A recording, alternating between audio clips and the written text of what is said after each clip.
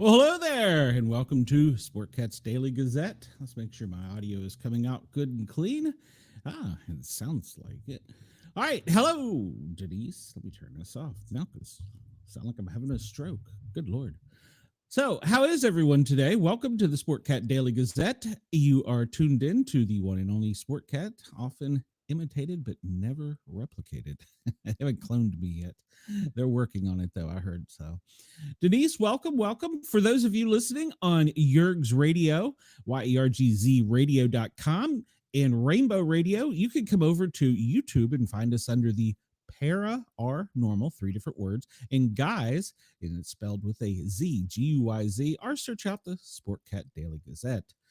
We have people from Australia, we have people from the United States, we have everybody in the chat, and we enjoy interacting with you. And sometimes we even have today a news story that is brought to us by one of our listeners. And speaking of that, if you want to send us news stories or things, you can do it by either sending me a direct email, sportcat@protonmail.com. Of course, you can find me on X and Facebook at either at Sportcat or Sportcat Medic. And you can also go to our Facebook group. If you go to Facebook and search out Sportcats with a plural S there, Daily Gazette, Sportcat's Daily Gazette, join the group. I want to interact with all of my fans from around the world, and you can share news stories that you see that you think might be interesting to the rest of us, especially if once you get into the chat and you start engaging, you find that some people are interested in earthquakes, others in hurricanes, and some want to know about what's going on in the great political world. Good Lord. Hello there, Chris. Welcome. So I haven't talked about fire yet, and the dog is already barking. So there we go. All right. Well, we're going to jump in today. I have some stories in no particular order. Well, that's kind of a particular order. And remember, once again, some of these things to get to the bottom of, we just need more facts. And I think that's one of the problems that the world is having. I got to move everything around here. Where is my screen? All right, here we go. All right, so we'll start off. This article comes to us from the Daily Wire. And they're talking about in the briefing room. This article was published today. Inside the briefing room, an angel mom, and that's what they're calling a mom of a victim of a crime from an illegal alien. That is not my terms. That is the actual terminology they are using. And apparently they called a impromptu press conference yesterday.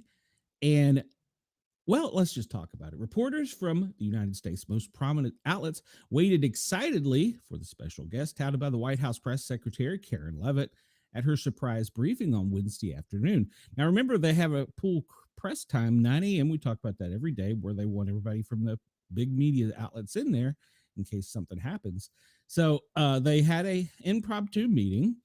And it was a surprise when the lady who came out emerged from behind the sliding door, a woman dressed completely in black, devoid of makeup or jewelry. I don't know why that's important. Her hands clasped together in front of her.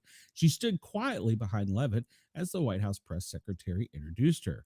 Her name is Patty Morin. She's the mother of a woman brutally slain by illegal immigrant Victor Antonio Martinez Hernandez as she was exercising on a Maryland trail. The 23-year-old murderer was arrested in June in Tulsa, Oklahoma, and charged with first-degree murder, first-degree rape, and Rachel Morin's death. Now, Wednesday, before a crowded room with legacy, now remember the term there, legacy reporters who repeatedly berate Leavitt over the deportation of illegal immigrant gang member Kilmar Abrigo, and I'm going to pronounce this wrong, Garcia, quietly shared her story. You could have heard a pin drop in the James S. Brady briefing room as she spoke. She goes on to say, as a lot of you know, the whole story about Rachel and about the crime that was committed against her, she said, even us, her family, we didn't know all the details. They kept most of it close to their chests, the detectives, because they didn't want to do anything to hurt the case. I sat for at least 2 weeks in her trial, and we saw her layer upon layer of evidence against the accused, an illegal immigrant from El Salvador, she continued, and things that we thought, well, maybe this might have happened. We didn't know, but when we were at the trial, we got all the puzzle pieces, and I want to share some of those things with you. She shared that her daughter was walking on a Maryland path when Martinez Hernandez approached her waited for her to come closer. Realizing no one was around, he attacked her, then dragged her 150 feet, blood gushing from her head, leaving a trail of her blood in the wake. Stopping to brutally batter her head with rocks on the trail, throwing her against a wall and raping her. Her mother continues talking, and she tried to look at the reporters in the eye as she spoke. When they did the autopsy, there was a 6-inch square in the back of her head where the skull was shattered, the way you would crush an eggshell in pieces. Three-fourths of her brains hemorrhaged, her right and left side of her face bashed in, her beautiful face bashed in, that's her mother's words, her head bashed in, broken bones fractured. The murderer took Moran's daughter into the tunnel, throwing her against the wall to rape her. He picked her up, he throws her against the wall, blood gushing from her head. Her hair is soaked in blood. They showed us pictures of her body against the wall. The blood outlined her clothes. And you can see where the blood ran down around her as he was raping her. And then he threw her down and raped her some more. Then he strangled her because he didn't want her to be able to live to tell the story. This is a key part to this article. The reporters in the room were still, most of them, listening closely. Usually the reporters are busy on their phones as Levitt speaks, texting, emailing, preparing for more questions, and shooting questions. Their editors about her remarks on Wednesday. Most sat quietly listening as she spoke. I do not want my granddaughters to see these pictures, she said emotionally. These are the kind of criminals President Trump wants to remove from our country. These are the kind of criminals that we need to remove from our country. We are American citizens. Why should we allow people like this, violent criminals that have no conscience at all, to murder our mothers, our sisters, our daughters? The most powerful moment came as she left the room. Levitt had offered reporters a chance to ask questions, scanning the front row of legacy media repeatedly. No one raised their hands, though some of the new media reporters in the aisles, including the Daily Wire, raised their hand. Keyword there. Nobody in the front rows, the legacy media, wanted to know anything about this story. She turned to leave, followed by Morin, but the angel mom was arrested by the voice of CNN's Caitlin Collins, who as recently as Monday pushed President Trump on whether he would return illegal immigrant Garcia to the U.S. from El Salvador. Thank you, Collins called out to the departing mob. Morin, and her thank you was followed by a chorus of other White House press saying thank you. Morin paused, looked back at the crowded room full of reporters.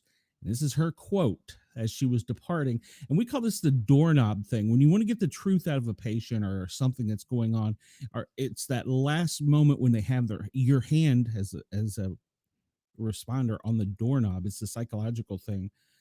That's when you get the meat. That's when they call you back in and they want to tell you.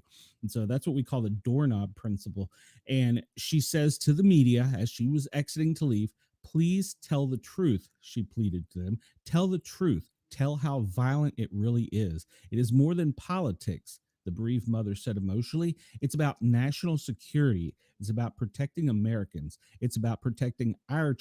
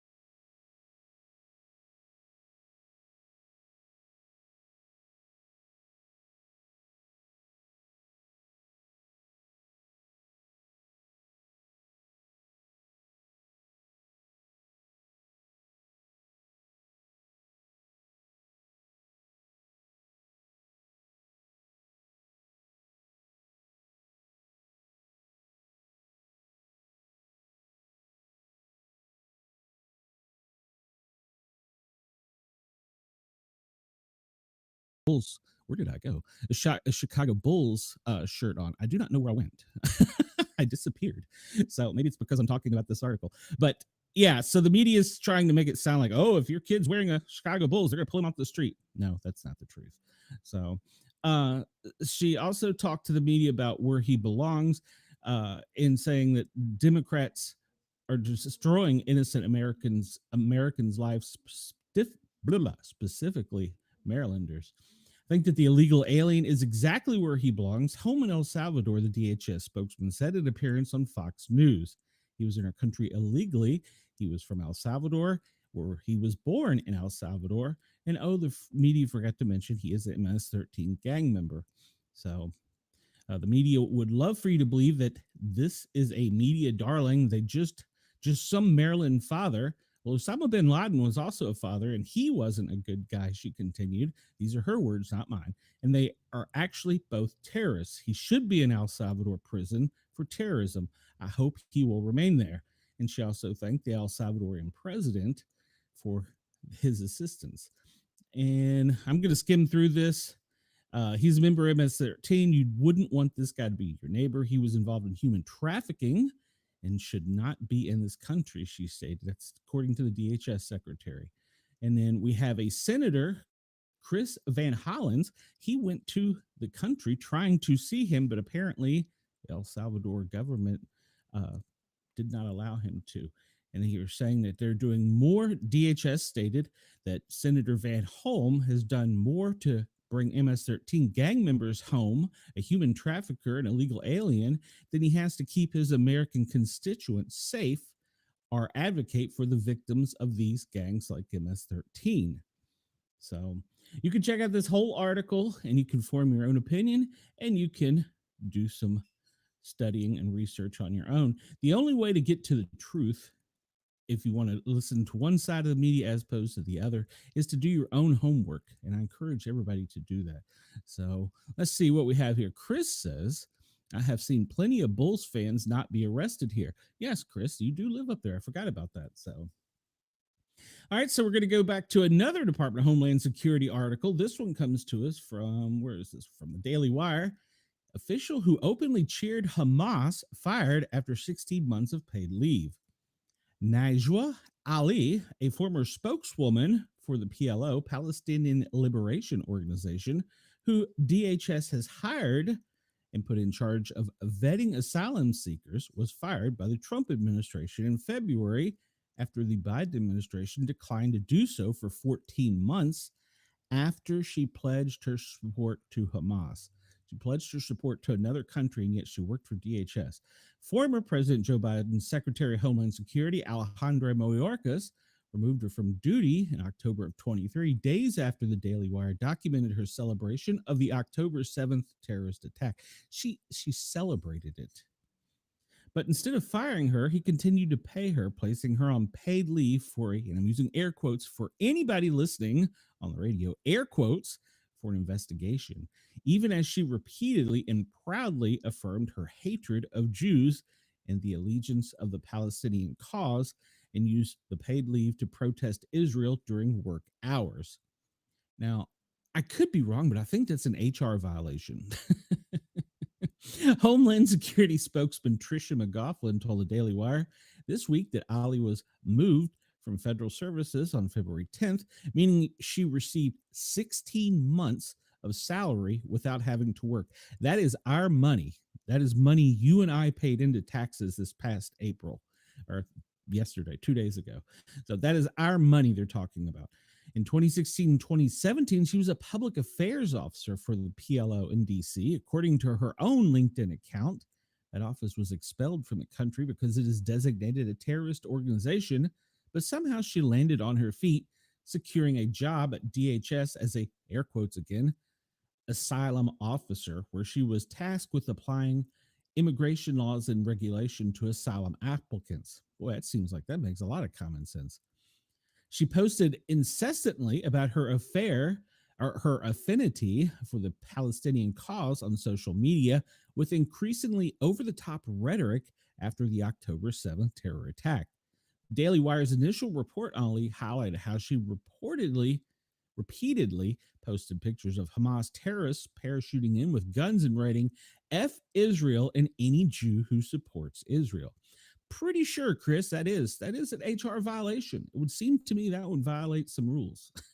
But yet she continued to work there. She threatened to call the police when the Daily Wire was reporting the article. And she, after the story ran, she said by the phone, I also effing lootly celebrate Palestinian terrorist hang gliders. A whole FU, the Daily Wire provided audio of that call to Mayorkas at DHS. I'm pretty sure that's a violation of HR rules. I would be fired if I did that at the fire department. There's no doubt in my mind the fire department would come in and go, hey, clean your locker. You're being escorted out of the building. But yet we pay her. And yet I continue. The hiring, which initially occurred during the Trump's administration, suggested there were only asylum officers not thoroughly vetting applicants to weed out fraudsters and terrorists, but even the screeners themselves were not vetted. This month, the DHS changed. Citizen and Immigration Services is now screening applicants' social media for any evidence that indicates an alien endorsing, espousing, promoting, or supporting anti-Semitic terrorism, anti-Semitic terrorist organization, or any other anti-Semitic activity as a negative factor in the USCIS discretionary allowances when adjudicating for immigration benefits requests. Now, a comment on that. When I got hired in public safety, we were all told we have checked your social media. In fact, some agencies, not fire EMS per se, some that have higher securities, they have to give their social media passwords to their employers before they're hired so that they can go check them out thoroughly and vet them. And that is people who come into your home to take care of you on a fire EMS basis. Those are people who pull you out of burning vehicles and houses, cut your cars out to free you from entrapped things. But someone that works for the federal government, they don't do that. I'll leave it there. All right, so it just is a double standard. So if you want to read the whole article, you can, because it goes into the details from the past article, and there are links to both the audio and the past articles about this precious jewel of a member of society that was employed by our government, that our taxpayers paid her salary to do absolutely nothing to help Americans. All right, so whoa, hello there. You're looking beautiful today, sir. I don't know what I did. Oh, how did that happen? All right, Trump announces free flights, possible stipends for self-deportees. Hell, why not? We're already paying them to work for us. This is according to an article from Zero Hedge. The federal government will facilitate and pay for self-deportation of those who have entered the country illegally, while operations will continue to target gang members and violent criminals, President Trump told Fox Nation's host Rachel Campos Duffy, I didn't know she got married, in an interview filmed at the White House that aired April 15th. So Chris says, many people have to love that big, beautiful, wonderful photo. Yeah. No, it wasn't taken by my buddy. The president said that stipends include plane tickets and money and could help incentivize illegal immigrants to leave and pursue legal status. Remember, we don't mind you coming.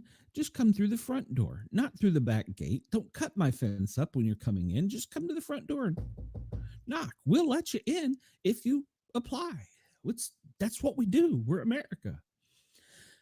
We're going to make it comfortable for people, and we're going to work with those people to come back into our country legally, Trump said during an interview. And then if they're good, if we want them back in, we're going to work with them to get them back in as quickly as he can. Now, he did not provide any other details about how this will work and how the process will go, but he did announce the plans with some other industries, including hospitality, agriculture, and owners of farms, I guess they're talking about, that are going to be affected by the mass deportations. We're making it that the farmer can give recommendations to people. We're going to be very soothing, he said. I don't think I've ever heard the president use the word soothing. They're sort of responsible, and we're going to have the farmer take responsibility. But, ultimately, at some point, we want the people to go out and come back as legal. Broadcast to Hispanic audience, the interview was conducted in English and released with Spanish subtitles. Trump successfully courted the Hispanic vote during the 2024 campaign, according to exit polling that showed him gathering a record share for a Republican Party candidate. While he is offering paths to citizens for many in the workforce, the president said aggressive deportation operations will continue for violent criminals. Keywords there, violence. Right now, we're getting the murderers out, Trump said. We have our total aim on the very bad ones. And yes, you can imagine these are tough, bad people. We want them out, and that's mostly our focus. He did thank the Salvadorian president who had visited the White House on the 14th to discuss immigration and national security policies for housing violent deportees in his country's terrorism confinement center. Said the White House officials are looking into legally, potentially housing dangerous U.S. citizens in the super max prison. I don't know. I might. I don't know if I have a feeling. I don't know what my feeling is on that one, but this isn't about my opinion. This is about reporting. So I don't know.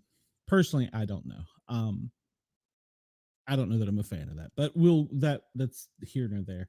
You're a bad guy. You shouldn't be in our system. So that article comes to us from Zero Hedge. If you want to read it, hop over there. It was published this morning. And let's go on here. Because I don't want to get too far out because I want to do our normal things, but this was a national security thing. So and you're not going to believe it. This comes to us from our good friends at Task and Purpose. So apparently, Air Force pilots are getting a new way to pee at 30,000 feet. Now, I wonder why they specifically highlight 30,000 feet. Can you only pee at 30,000? If you're at 50,000, can you not pee? I don't know.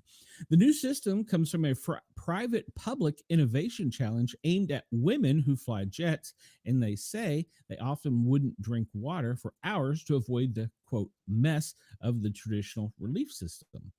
Believe it or not, pilots relieving themselves mid-flight has become a national security incident. Did not know this. For decades, many military pilots who heard nature's call, particularly those who fly fighters, and especially women of those planes, faced an unpleasant reality.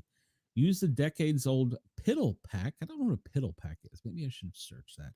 Or other devices designed for mid-flight peeing. Hold it the other way, which is kind of dangerous, are risking deadly dehydration by drinking so little water that you never need to go. But a new device dubbed the Advanced In-Flight Relief Universal System, or AIR-US. You gotta love some of these military acronyms. Gotta pee? Go to AIR-US. Developed through an Air Force Innovation Incubator program, may make it easier going for, well, just going. For as long as there have been planes in the sky, pilots in single-seat aircraft like fighter pilots and others with ejection seats have had to unbuckle their harness and shimmy up from their seats to find a position that allowed for the relief. In rare occasions, the urge to go has led to fatal accidents, including one A-10 pilot who failed to restrap himself properly into his parachute after using the device to pee, only to be forced to eject later in that flight. Yeah, that was probably a shocking surprise there. But while mishaps are rare, drinking too much water is a daily struggle, particularly for women pilots who fly fighters, who have long found even traditional piddle packs, we're going to search that in a minute, to be woefully inadequate. Many say that they regularly file while they are dehydrated, hurting reflexes and leaving them susceptible to G-force induced consciousness to avoid peeing. Yeah, because if you're dehydrated and they're already pushing that blood away and the G-forces, that could be bad news. You can pass out. So I've had days where I have gotten on to the end of the runway and been like, oh man, I already have to pee. This is going to really be a painful day, a lieutenant colonel told the Task and Purpose on condition of anonymity because she is still on active duty. There are a couple of times that I've gotten on the ground and I'm just like, I'm really hoping nothing is wrong with my airplane and nobody needs to talk to me about troubleshooting anything because I'm going to, and I quote her, pee my pants. I need to get out of this jet as fast as humanly possible. 2023 survey of Navy flyers found that nearly 93% of female pilots and air crew stationed in California, Japan, and Spain said they would tactically dehydrate to avoid having to pee in the cockpit. Sometimes not drinking water on flights as long as 8 hours. Researchers have found that dehydrated pilots can have lower G force tolerances by up to 50%, leading to G force induced loss of consciousness, like we just talked about, a reduction in the physical and cognitive abilities, headaches, and altered vision. Not things you want to see in a pilot flying a multi-billion-dollar aircraft, dropping bombs at high speeds. There's nothing tactical about tactical dehydration, but that's what we're doing, said Shelley Mendita, a retired colonel and weapons systems officer for the F 15E Echo. All right, so piddle packs. We're going to get into the bottom of this with piddle packs. You know, we discussed some strange things on this show. Piddle packs. Tracy Lorate is a retired Air Force colonel, lieutenant colonel, who flew F 16s in Iraq. The F 16 seat, she said, is inclined 30 degrees with individual leg holes. A great setup for flying, not so great for peeing. I never thought about this. It's super comfortable. It's great for pulling G's, but you think about the fact that your hips are lowered, then your knees are elevated. It puts your body in the most advantageous position for taking personal business, she said. When I was there, I was the first and only girl in my squadron for many, many years, so I had nobody to follow, nobody to learn from. I kind of just had to figure it out on myself. The so-called piddle packs. Does it show a picture of this? I'm dying to see a piddle pack. I don't know why. I want to see a piddle pack. I want to see what a piddle pack looks like. Let's see. Well, it's basically a puke bag with cat litter or an absorbent pads. It's basically a flight sickness bag with, looks like maybe a what do you call that, seal top, like sandwich seal top. That's got to be horrible for the females. That's got to be horrible. We'll make sure they get, no, I don't want that button. I want this button. Got to make sure they get some relief from that. So it's been used decades by men. I can see that. It still has to be uncomfortable, and for women have to make them work. The devices are little more than a bag filled with gel that can hold 500 mLs of urine. That's not a lot, really, when you're going to be up for 8 hours. For men, using the bag is more straightforward, said Dr. Nasia Pope, a retired Air Force colonel and urologist. But women, she said, have to get undressed and even stand up to use it. I never thought about that. Yeah, I guess they do, because the flight suits has got one zipper up the front. In 2024, the Air Force was short 1,848 pilots. With 62% of its fighter aircraft, women make up just over 20% of the Air Force active duty.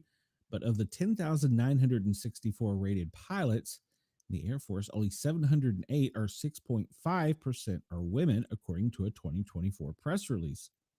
The doctor stated she remembered an early female-specific adapter for the pack. She found it not very helpful, so she opted to, and I'm quoting her, MacGyver her own solution by using an adult diaper as a pad and then tossing it into a gallon-sized Ziploc bag. Interesting. As a flight surgeon, Pope even recalled trying to practice at home with a female version of the piddle pack and just peeing all over myself every single time. By 2021, the Air Force began testing Skydrate, which had a pad for women and a cup for men worn beneath a certain type of underwear that was connected to a tube that led to a pump outside of the flight suit. The pump pulled urine into a collection bag where it would be stored until they finished the flight. But even devices with pumps were messy because women have higher, I'm using her words, quote, flow rates than men. Yeah, if you don't have a good flow rate, you check your prostate. So pump speed wasn't fast enough, so the female flow rate would overwhelm the pump and they would leak all over themselves, she said. There are lots of anecdotal stories of people flying wartime missions and they just pee all over themselves. They get down and they were just trying not to have anyone see them because they're covered in pee. They've been sitting in urine for 9 hours because they even tried using one of these. So the new device called the Air US began as a proposal for the 2020 Sky High Relief Challenge. Is that like the Mile High Club? Sponsored by Air Force Weapons and Innovation Exchange, or AFWERX. Good Lord. Air Force's Silicon Valley Business Incubator. The challenge called for a urine collection system that could be used by women and pilots for flight missions lasting up to 16 hours. They awarded a contract to a private company, Arion, to develop the device. The device eventually launched in January. Seems like it should have been done much sooner. New pilots arriving for Air Force flight training will get the device first, while operation units will begin to phase them in. The device comes with 5 different cups for women and 2 sizes for men, attached to a pump and a collection bag that can hold up to 1,800 milliliters. There we go. Are to 4 to 7 urinations, according to Colt Seaman. I'm not making that name up. I swear to God. Colt Seaman. That's a good porn name. Colt Seaman, founder of Arion, the company behind the device. The device also comes with dual net fabric underwear to make it more comfortable. Well, I guess we were always told that you can only wear cotton under your flight suit, and your flight suit is made of Nomex to protect you in case of a fire. So I guess it's cotton, dual knit. It's kind of reverse to what typical designing the military is. It's usually designed for males, and then, hey, yeah, we'll make it for females. This was the total opposite, Seaman said. We designed it for females. Now the males are asking for it too. Well, of course. The device was tested with pilots flying F-16, F-15, A-10, and F-35. It included aviators who were early in their careers, all the way up to lieutenant colonels. The pilots wanted 2 things: the ability to use it on demand and stay dry, said Jennifer West, a former Air Force nurse and medical advisor. The device has so far worked in the Air Force testing. A female fitment coordinator, Air Combat Airman Performance Branch, said they found that it did not hinder movements while pilots were doing critical flight maneuvers, such as close air support like airstrikes and defensive counterattacks, probably refueling. It was really a surprise how excited they were. Yeah, you're pretty happy to pee. I mean, we're talking about just peeing, right? Which is something we all do. It was kind of really an aha moment. And Shelley Mendita, a retired colonel and weapons officer with the F-15, said she's worked on this issue since her first deployment in 2003, saw different devices come and go over the years, but this competition was a huge step forward. Now it's taken time for the issue to gain traction, so it becomes something that we are expected to have and not that we're having to fight for. Agreed. Everybody should have the right to pee. So, but as she keeps in touch with current pilots who are using the device for themselves, this is the most positive I've seen in this conversation in 25 years. And what does Chris say? Only 500 ml. What do I use other than 7 hours? 500 ml is not a lot of pee, and our pilots deserve better. So yes, we need to get on that. We'll hop in. Well, there we are again. We'll hop into this story real quick because we're going to cover this in the other segment, but this comes to us from Zero Hedge as well. Measles outbreak is likely bigger than thought, according to the CDC. The measles outbreak started in Texas this year is likely larger than reported. We actually talked about this, if you guys remember, because of where it started. We believe that there's quite a large amount of cases that are not reported. Dr. David Sugarman, a senior CDC scientist working on measles, said during a meeting with the agency's vaccine advisory panel, and working very closely with her colleagues in Texas and talking with families that may mention prior cases that have recovered and never received testing, other families that may have cases that have never sought treatment. So we think that there is an under-testing and therefore under-diagnosing and under-reporting. The outbreak in Texas started in Gaines County in January, has since expanded to multiple other jurisdictions, including parts of New Mexico. Texas has confirmed as of April 15th, 561 cases. New Mexico has confirmed 63. Most patients are either unvaccinated or have no documented doses of measles, mumps, rubella MMR vaccine more than 14 days before the onset of symptoms. 17 of the patients had received at least one MMR vaccine dose. In Gaines County and surrounding area, falling vaccine rates have been recorded for years. Federal and local health officials say 95% coverage is needed for, quote, herd immunity or community protection, but 82% of kindergartners and 90% of seventh graders in Gaines County had to receive 2 doses or a full series of the vaccines, according to the most recent data available. Underreporting of measles is not uncommon in close knit communities. And remember, we talked about this. The community it started in was it was a religious community. I can't remember the religion. 2 people have died from measles in Texas. A panel member said that factoring reported the number of cases, the fatality rate would be much higher than has just historically shown for measles outbreaks. I don't think that there is a higher mortality. Perhaps what's happening is amount of underreporting in the cases. So basically, if you want to read the whole article, you can go over and check out Zero Hedge. And I believe that is accurate because of the location that it occurred. We'll do this story and then maybe we'll just get to our regular stuff. What does Chris say here? Can a female pilot temporarily identify as a male for 2 minutes just to use the current version? You know, Chris, that's a good question. I don't know the answer to that. So, rabbits. A rabbit caused a fire on a United Airlines flight after it is sucked into the engine. Now, we'll play this video here real quick.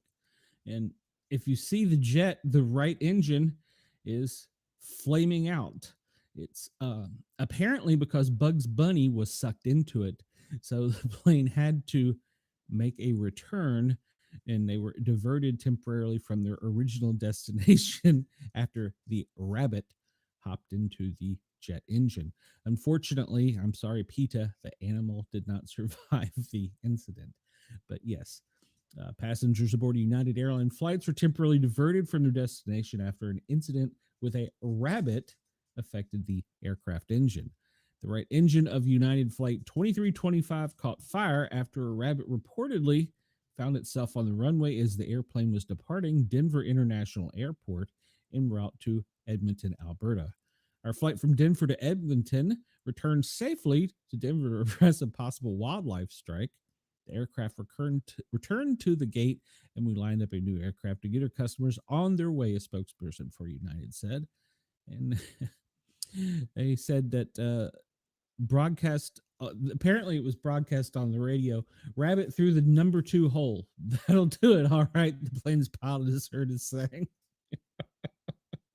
It was a loud bang, significant vibration, and then there was the flame out. So they proceeded to climb. The plane can actually fly with one jet, so it wasn't that they were in great danger from Bugs Bunny, but it was backfiring and hacking and sputtering, getting its baked rabbit out of the way. So if you want to check this story out, you can check out People magazine. I'm sorry to report, PETA, that the rabbit did not survive its attempt. And somebody asked me about this yesterday, so I'm going to report on this. I don't remember who it was that asked me, but they asked about Elon Musk and how many children he had fathered. And apparently, this is according to the Wall Street Journal piece, he has fathered at least 14 children with 4 women. And apparently, he's intent on fighting civilization collapse with a legion of genetically gifted offspring, according to an explosive new journal or article in the Wall Street Journal. And they go on to talking about why it matters, the bigger picture. But apparently he has 4 different women, 14 kids, and we've learned through some reports that he's not actually friends with the kids. So, yeah. This comes to us from the Daily Mail. And I just brought this up because, we do a paranormal show. So I thought this was kind of interesting. For the Daily Mail, a woman who predicted 9/11 and JFK's assassination made a chilling warning about 2025. An American psychic, and we've had plenty of those on our show, who predicted 9/11 and JFK's assassination had a chilling warning. Jean Dixon, who was born in Medford, Wisconsin, not Oregon, in 1904, went on to become one of America's most famous psychics after having some of her predictions proved earlier accurate. She initially worked with writing horoscopes that were published in newspapers and magazines across the US, and eventually she started making predictions using a crystal ball. The astrologer became known for her prophecies about major political events, and she even wrote 7 best selling books, including an autobiography filled with her predictions for the following years. In her 1971 memoir, A Gift of Prophecy, the phenomena Jean Dixon revealed that there would be terrorist attacks as a New York skyscraper in the near future, which many believed to be the 9/11 attacks. However, her forecast extended far into the future, and some focusing on the year 2025. In her 1969 book, My Life in Prophecies, she forecast that between 2025 and 2037, a war would erupt between China and Russia. She envisioned China conquering a substantial amount of northern Russia, advancing into Finland, Norway, Sweden, Denmark, and stopping at the German border. She wrote, in the year 2025, Red China will have reached an economic and political stability sufficient to forge ahead and become the great conqueror. In that year, Red China will march into China, conquer a large part of the USSR's northern area, and will not stop until it has moved into Finland, Norway, Sweden, Denmark, stopping only at the German border. It will not invade Western Europe. By that time, however, Russia will also have expanded her direct sphere of influence. It will no longer be limited to the countries of Eastern Europe, but now include Libya, Ethiopia, Iran, and much of Africa. This war of conquest will last from 2025 to 2037.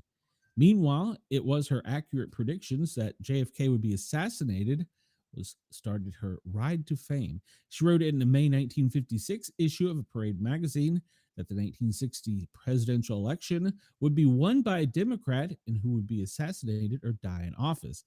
President Kennedy did win the 1960 election for the Democrats and was assassinated November 26, 1963. Suspect Lee Harvey Oswald was arrested around an hour after the assassination for the murder by Dallas police officer Jay Tippit. Oswald was then shot while being escorted into a car for transfer from Dallas PD headquarters jails 2 days later. We talked about that last night on the show, I believe. She predicted Richard Nixon would become president in 1968. Would not finish his term, but he did go on to be the 37th president and began his inauguration in January 20th, 1969. But his presidency ended when he resigned August 9th, 1974, in the face of almost certain impeachment and removal from office, the only U.S. president ever to do so, forcing the Watergate scandal. Let's see. We'll go on here. But yeah, she's apparently predicted several things in 2025. China is going to attack Russia. I don't see that one happening because I think they're friends right now, but that could change. All right. Let's see. We will talk about this later about because we need to get on with our other stuff. But yeah, we'll talk about some of this later. And Wendell sent us an article there, and I'm just scanning through here to see if there's anything else real quick before we go. They have found possible signs of life, but it's 120 light years away, and 1 light year is like 1 million or 1 billion. I don't know. It's a high number of years. So. All right, let's get into our other stuff here so that we don't get too distracted from the day. But there you go. That was, come back here. That was the some of the basic frontline news and stories. All right, well, today is National Crawfish Day. It's National Get to Know Your Customers Day. And it's National High Five Day. So if you're out on the street and you see somebody, just walk up to them, give them a high five. It's National Cheese Ball Day. I like cheese balls. So you like cheese balls? It's National Haiku Poetry Day as well. So there you go. That's what today is. So go get your cheese ball. It's also National Ellis Island Family History Day. Interesting. So go get your cheese ball, and your crawfish should high five somebody at the counter as they're getting to know you. There you go. All right. We'll get into our daily stuff. And for those of you listening on Yerg's Radio and Rainbow Radio and Radio X in Australia, I do want to encourage you to come over and join our chat and hop in. We've got quite a few good people in here, and it's a lively conversation. And we base our show around what other preppers do is they tell you how you're going to die today. We're going to talk about how the adults are in charge. And, well, you didn't die. You got another day of torture ahead of you. So we do a daily operations briefing, which is similar to what the president gets, except for we don't have the top secret mojo stuff. And we start off by reading out the daily operations briefing from FEMA. And so theirs is dated today, April 17th at 8:30 a.m. They are concerned with power outages in Puerto Rico. Yes, there's only 12% of the people in Puerto Rico that currently have power. They're monitoring heavy snow. Yes, we talked about that yesterday in the northern plains, critical fire weather in the southwest to southern plains, severe weather in the central plains to middle Mississippi Valley. And then, of course, we're going to talk about space weather, a geomagnetic storm. So hey, Northwest Wind, welcome. I'm so glad you're here. I am a huge fan of your channel. So, everybody that's on here, check out the Northwest Wind's channel. He has a great channel and he's a great person. So, thanks for coming over. We really appreciate it. And sometime I'd like to have you on my Wednesday night show. We'll talk about that off the air, though. So today, the only declaration request or activity was a request from, oh my goodness, this is from Iowa, Idaho. I don't know. We'll talk about it in a minute. I'm totally thrown off. Appreciate you, my friend. Anytime. Yes, I'm so glad. I'm so glad to hear from you. And yes, I'm glad to have you a part of the channel. We love you here. So, power outages in Puerto Rico. There's a place to go camping, but you might want to bring some good stuff with you because, well, they've only got about 12% of the people that have power right now.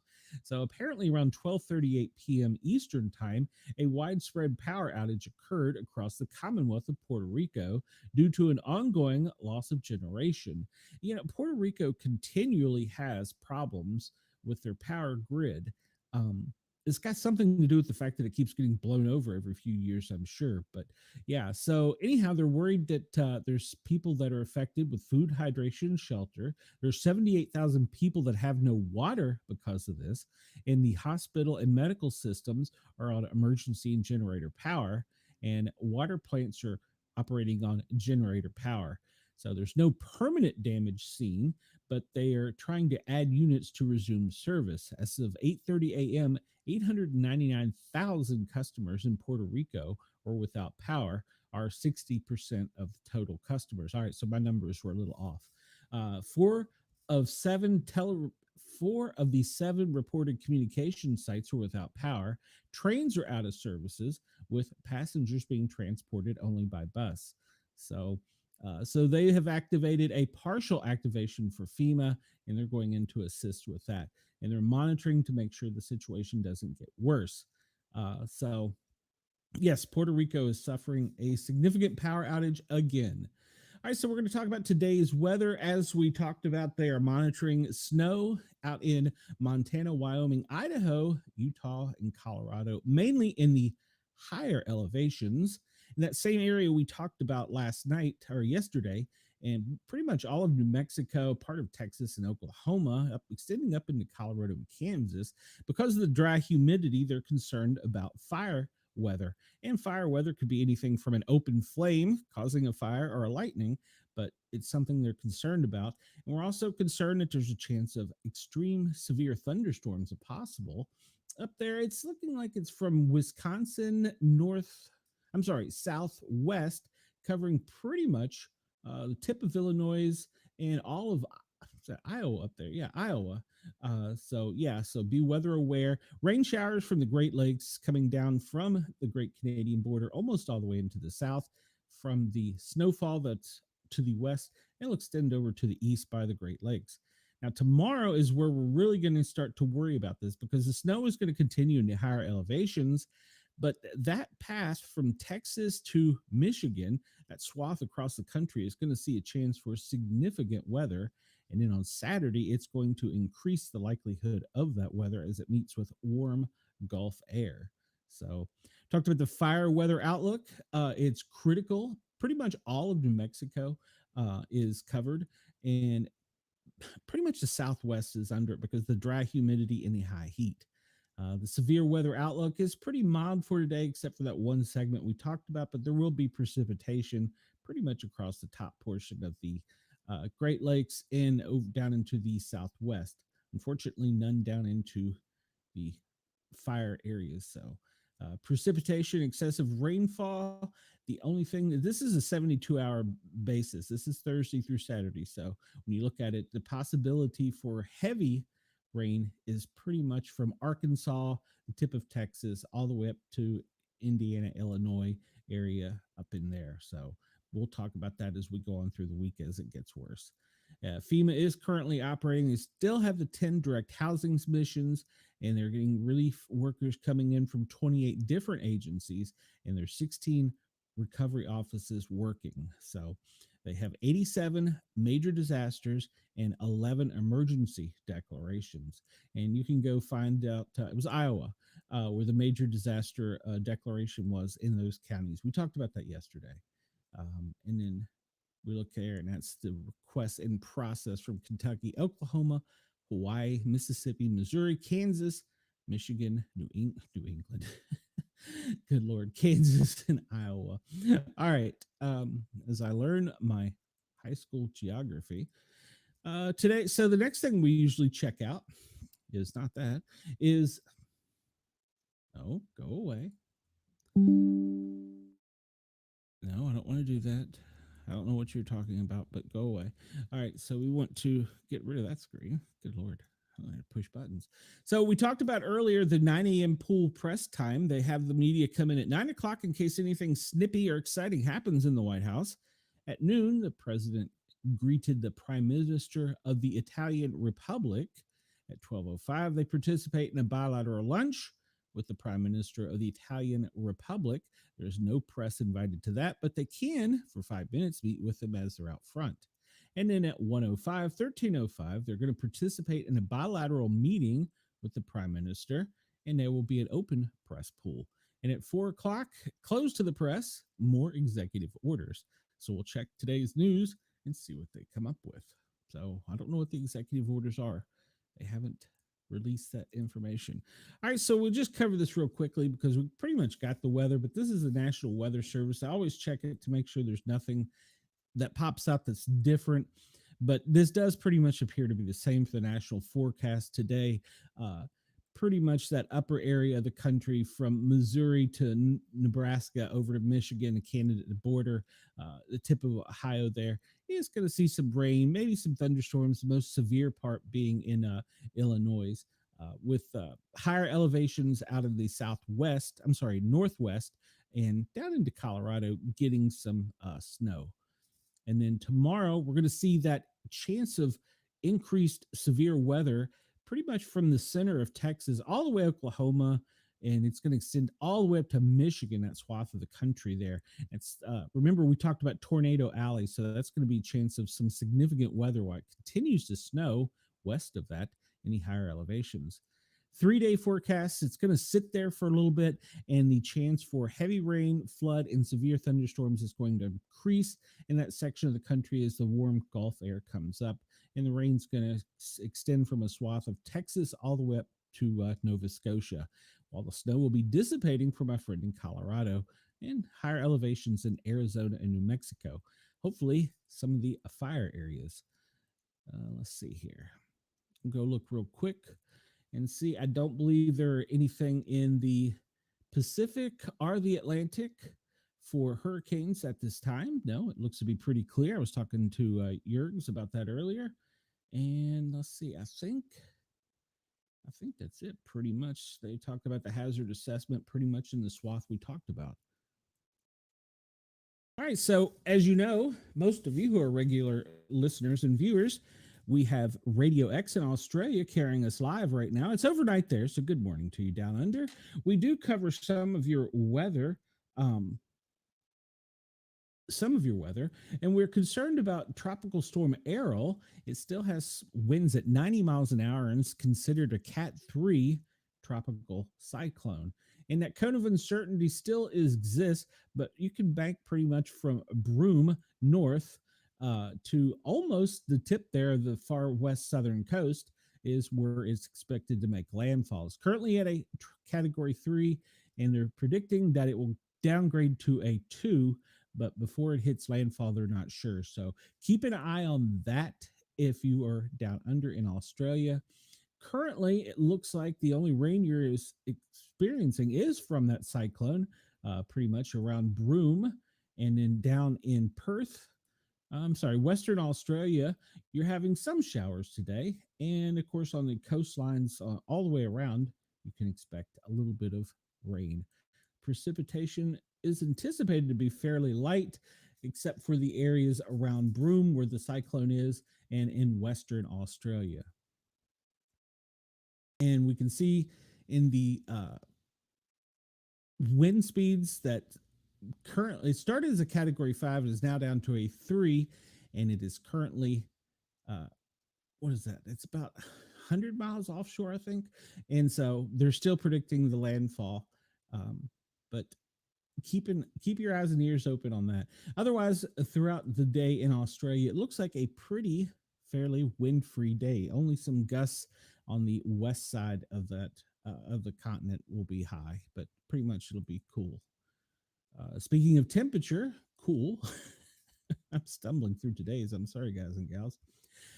We do, unfortunately, I only do this in Fahrenheit. On the West Coast, you're going to be in the highs in the 80s, and in the lower part of Western Australia, the lower half, it's going to be in the 70s, dropping down to the 60s. Center of the country is only going to be highs in the 70s, and then along the northeastern coast, you're going to see a little bit of heat rise in the high 70s, but down in Melbourne, expect a 67, and Canberra, 44 degrees. So, all right. That is my butchered attempt at Australian weather. Sorry, guys and gals. I'm still learning some of these things. All right. So currently, we'll see what we have here. It's in the 80s in the Keys. It's 83 at Yerg's Radio. Up in Vermont, it is currently in the 40s. If you're over near Detroit, it's in the 60s. My friends in Ohio, it's in the 60s. And Amanda down in Louisiana, it's in the 70s. And my friends over on the East Coast on the Atlantic Seaboard, it's in the high 50s. Hop over to Seattle. It's always mild in Seattle. It's in the 60s and it's extending down. There's really the hottest part of the country today is the center core, and Texas is bearing the brunt of it, with the highest being in Lubbock and Odessa. So that's where the main heat is right now. 78 in Memphis. And we're currently sitting here in Knoxville in the 70s, and down in Atlanta, you're in the 70s. That's the current satellite. And this is going to be cool to talk about because we're going to talk about the constellation that we're not the constellation, but the brain cramp meteor shower we're expecting in the Aurora Boreal. So we'll talk about that. There's the current radar. We discussed that. I'm going to show a little bit more in detail on that. We'll look at the wind, but we've got the bigger one coming up. This one's cool, Chris, but it's not as cool as the other one. So, all right. And I noticed this last night, but the humidity that was here in Knoxville, it dropped last night tremendously. I mean, it dropped quickly. So the humidity decreased coming up off of the Gulf last night. I was kind of surprised by that. And Chris, here is our big, beautiful globe. No, you can export that as a PDF. Why would you want to do that? I don't know. All right, so here's our big, beautiful globe. This is, if you're listening on Yerg's Radio, Radio X, or Rainbow Radio, this is basically the world in real time. It's a satellite photo. It does not have radar. It just shows cloud cover. And there's a big black spot down at the bottom of the globe that we've still yet to figure out. So you can go find this at the National Environmental Satellite Data and Information Service, which is a part of NOAA, and you can see the cloud cover, the day-night zone in real time. So there you go. We'll zoom in here, Australia, and we can see Earl is just kind of off the shore there doing its own little thing, so keep an eye on that. But that is this. We like to say the big, blue, brown, beautiful globe. You can find that over at the NOAA website. All right, we're going to go next to, this is one of our favorites. This is weather warning, and I've told you guys about this site a couple times. Weather warning, we're not affiliated. We don't do anything but share their data online, and they're a great source when it's working uh, to get data in real time from the National Weather Service. And I will warn you, if you go over there the first time, your computer is going to beep like crazy. Yeah, I don't know why it was up earlier. Is it down? That's welcome. There we go. All right, so Georgia special weather statement. Wonder what the special weather statement is. Let's look and see. That's from my neck of the woods. High fire danger. Okay, well the South are extending that. We talked about the low humidity last night, and it dropped. The humidity dropped badly. I could feel it. So there we go. Andy is doing a test message up in Maryland. So Andy, if you're listening, uh, a wind advisory in Nevada, California, a fire weather watch in Texas, along with red flag warnings. In Minnesota, there's a severe thunderstorm warning. Currently, we'll look at the lightning here in a few minutes from it. And let's see. Arkansas wind advisory, Wisconsin severe thunderstorm. Yeah, shocking. So what would be a good Australian word for shocking, Chris? A blizzard warning. I'm sorry, this is Alaska. Saying Arkansas. There's a blizzard warning in Alaska on the north east and actually just pretty much the whole northern slope is expecting some extreme winter weather, blizzard conditions, total snow accumulations up to 2 inches. All right. I was saying that was Arkansas. Arkansas, you're gonna get a blizzard. Now the winter weather advisory is for Alaska, not Arkansas. So my Mountain Dew is not kicked in yet, guys and gals. Anybody that wants to, you can look on my in the show description, buy me a Mountain Dew because the second one of the day has not kicked in yet. High wind warning in Colorado. We've not yet looked at the wind map. New Mexico, high wind warning. And so, Colorado, we talked about the higher elevations, winter storm warnings, winter weather advisories. And Arkansas, there we go. Arkansas, Mississippi, flood warnings. And it's also extending into Texas. Wait a minute. I got to have a sip of Mountain Dew to go on. So, Arkansas, Mississippi, and Tennessee, there's a flood warning. And I expect that that's probably just the corner of Tennessee. Red flag in Oklahoma. We hope it doesn't get bad in Oklahoma like it was last week. Holy cow. And Nebraska, an air quality alert. Nope, this is the wrong one. Nebraska, an air quality alert. We'll talk about that here in a second. But it looks like they're having a collaboration with the Nebraska Department of Health and Human Services and Nebraska Environmental Energy. Air quality in central Nebraska is, well, air qualities are moderate, and so they've put out an air quality warning. Small craft advisory, that is up into the outskirts of the Chesapeake Bay, are the, was that the Delmarva shore, actually. Yeah, I knew that one. It's because I was a Yankee at one point in time. South Dakota, Wyoming, winter weather, Florida, special weather statement. It's probably going to be riptide. Nope. Let's see. Low RH values, 25 to 35% are expected this afternoon into the evening across portions of southwest Florida. The RH values combined with dry vegetation and persistent dry weather will cause an increased fire concerns. Burn bans are in effect. Do not burn. There it is for the day. And let's see. Keep going down here a little bit. See if there's anything new that jumps out at us. And not seeing anything. If anybody else sees anything in the chat, let me know. But I'm not seeing anything. All right. Of course, rip current. That's probably down all along the coast. All right, so this is the current weather map. We talked about the radar. The blue dots represent earthquakes. We'll cover earthquakes here in a bit. And we see the rain is pretty much, as we talked about, where is that? This is up just pretty much across central Illinois, Springfield north almost to Chicago, with some heavier ones up towards the state border there with Iowa. That's where the most severe weather is. The winter weather advisories we can see in the pink and purple in the Colorado and in the Montana area, extending all the way down. But then we get the red flag warnings in New Mexico and Texas. This comes to us from GEMA, which is the Georgia Emergency Management Agency. We'll hop down here to San Juan, Puerto Rico, and we'll see there's some storms uh, off the shore, but only the one big cell pretty much over that Florida. So they were working to restore power down there. I don't think this covers Australia, but it might. Let's go down here and look. Yep, it sure does. How about that? All right, so the track of Earl in the Indian Sea is extending to where it's going to be coming and turning sharply east, coming in, that kind of uncertainty we talked about. And there's some pretty severe storms offshore at this time. And of course, that's always the bad side, the left side of the storm.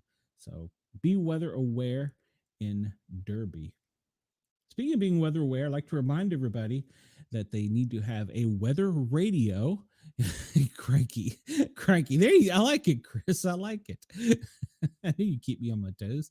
Um, I want to remind everybody to have a weather radio, some type of tool in your pocket, preferably one that's sharp and pointy in case you got to cut yourself out of anything, and a flashlight. And speaking of which, I'm not endorsing it yet, but I will probably do an unboxing. I ordered a little flashlight that has taken the internet by storm, and I'm going to pronounce the name wrong. It's WBEN Woobin G5. Uh, it's like a $20 flashlight. It costs almost as much in shipping to get the dang thing, but it's taken the internet by storm, and it's all the rage of pretty much all the preppers, all the EDC, everyday carry groups. So I ordered one. We'll see what happens. Mrs. Sportcat will find out about it later today. So if I'm not around tomorrow, you'll know why. It's because I ordered that. Oh, and I ordered a challenge coin from Key West, but that's another story. So yeah, so I will give you a review on that flashlight, but everybody should have a flashlight nearby. I know Wendell said he ordered a case of them from Temu the other day. So this is the current wind map. This is not our favorite wind map, but this is our current wind map in the United States. And this was as of 1409, 209, which was about a minute ago. We're looking pretty much, if you're on the Atlantic, pretty much Florida coastline, there is no wind to speak of, extending all the way into the pretty much from the, it follows pretty much the Appalachia north into New England, where there's not a lot of wind. Only do you start to see wind coming off of the Great Lakes or up there, extending down to the Atlantic and New England area, but they're not that severe. But that Gulf moisture is pretty much from, we'll call it Mobile, Alabama, west all the way across the country to LA. Or of course, there it's the Pacific, not the Gulf of America, but it's just pulling that air straight up from the south where it's circulating over the Rockies. And that's probably what's causing that snowfall in the Rockies. And this is a Columbus, Ohio intensive wind map. Exactly.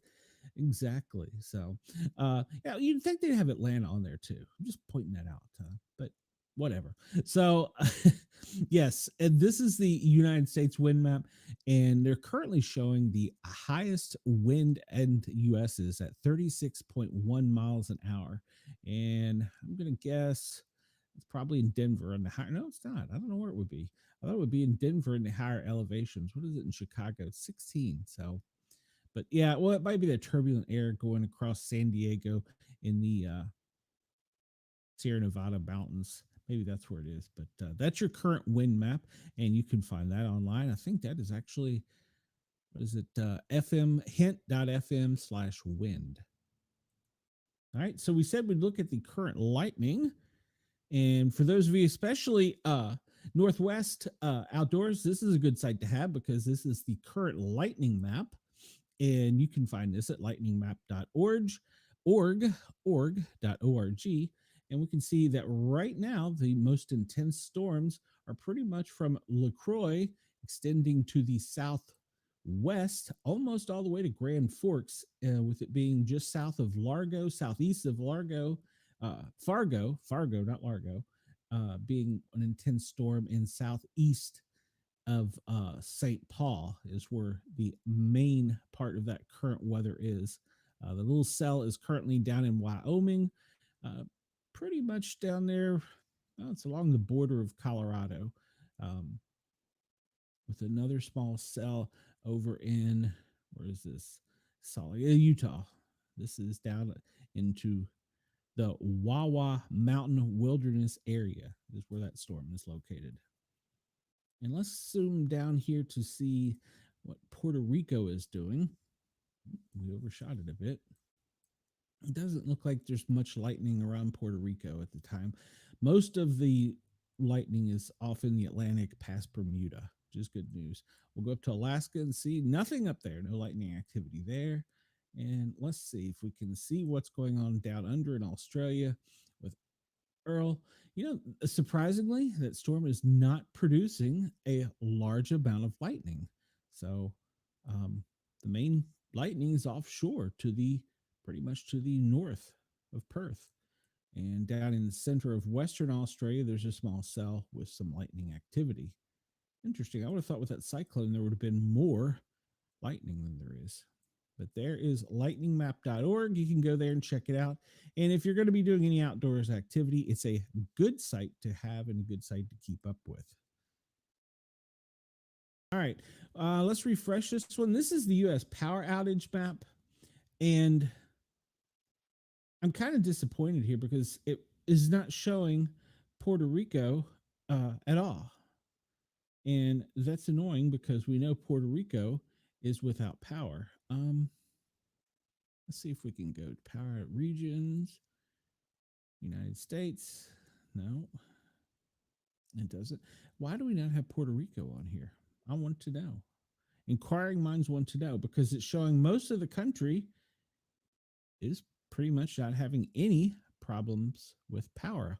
But we know that Puerto Rico is. So why are they not? It should be. We should have that. That data should be here because we have it for Hawaii, the Virgin Islands, but we don't have it. We have it for Alaska, but we don't have it for Puerto Rico. So, and we saw earlier that they were pretty much without power. I'm going to look around here and see if we can find region. No, territories. See if that shows us anything. Puerto Rico.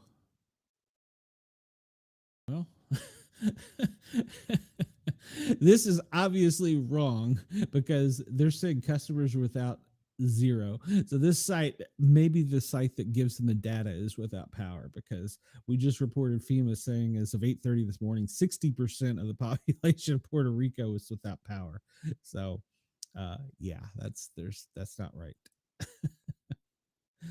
Oh, mercy. All right. So we talked about space, and last night the Aurora did not get as far south as they anticipated, but the geomagnetic storm did cause some problems in the Middle East and pretty much that whole area, Southeast Asia. But we see today that the activity isn't as significant as it was yesterday if you're looking at the bigger picture, and we're going to be able to see the northern lights really not anywhere in the United States today. So let's take a look at the we'll take a look at the storm and see they're talking that sometime they're expecting sometime on the 16th, which was yesterday. That was the major portion of the storm. Otherwise, it doesn't look like we're going to have a whole lot of geo activity. So the major disturbances will be up into the Asia region of the country or of the world. So that comes to us from the Space Weather Prediction Center in Boulder, Colorado. So there's really nothing to be concerned about coming from space today, except the aliens. The aliens are coming. All right, we do discuss air quality in the world, in the United States, and we see, down in Georgia, it looks pretty much from Tallahassee to the north, almost to Warner Robins, Macon area, some pretty poor air quality there. Actually, it's pretty bad air quality. Pretty much all of Georgia and Alabama are going to experience some moderate air conditions today, meaning that breathing for people who have any type of respiratory problem is, it's going to be hampered. So over in the Northeast, it looks pretty good for you guys. Chris, and for you over there, the Northwest wind, it looks like Ohio is going to have a little bit of trouble, moderate to trouble breathing. They call it moderate. I think it depends on your health conditions. Chris, you in Illinois, you're going to have areas of Springfield that are going to have some concerns. Of course, Chicago, with the worst today being, even with the snow, the worst today is going to be north of Cheyenne, Wyoming. That's going to be the worst spot for the Midwest. But the absolute worst in the country is down just north of Tallahassee, extending all the way north up to almost Warner Robins, to the south over almost to, well, it's past Dothan and down into Valdosta. Good Lord. And pretty much the panhandle down there of Florida, the Gulf of America. See, it says Gulf of America right there. So, all right. So that is that. That's your air quality map for today. And let's look at the one that I never believe, because I don't think they ever change this thing. This is Thursday, that is today, the tree pollen map. And pretty much where I am, Tennessee, you're going to die. It's red. It starts up in the mid-Atlantic area, extending down along the coast and all the way across Texas, pretty much the center swath of the country. It's starting to pop up a little bit in the Rockies and to the west points of that, the Sierra Nevadas. But the worst part, certainly right now, is not the deep south, the center south, Kentucky, Tennessee, Southwest Virginia, and North Carolina. North Carolina are the worst for tree pollen allergies right now on the right side of the country. On the other side of the Mississippi, pretty much New Mexico, extending up into Oklahoma. Yeah, parts, no, not past Oklahoma into Iowa. Some moderate air. I don't believe this. I don't believe this for a minute, because I tell you, it sucks. The air outside sucks right now in Knoxville. Scientists got a prediction wrong. What? Well, oh well, I will blindly go on believing everything they tell me. Chris, here's the way it works. You're hearing it from me on the internet, so it must be real. Isn't that the way it works?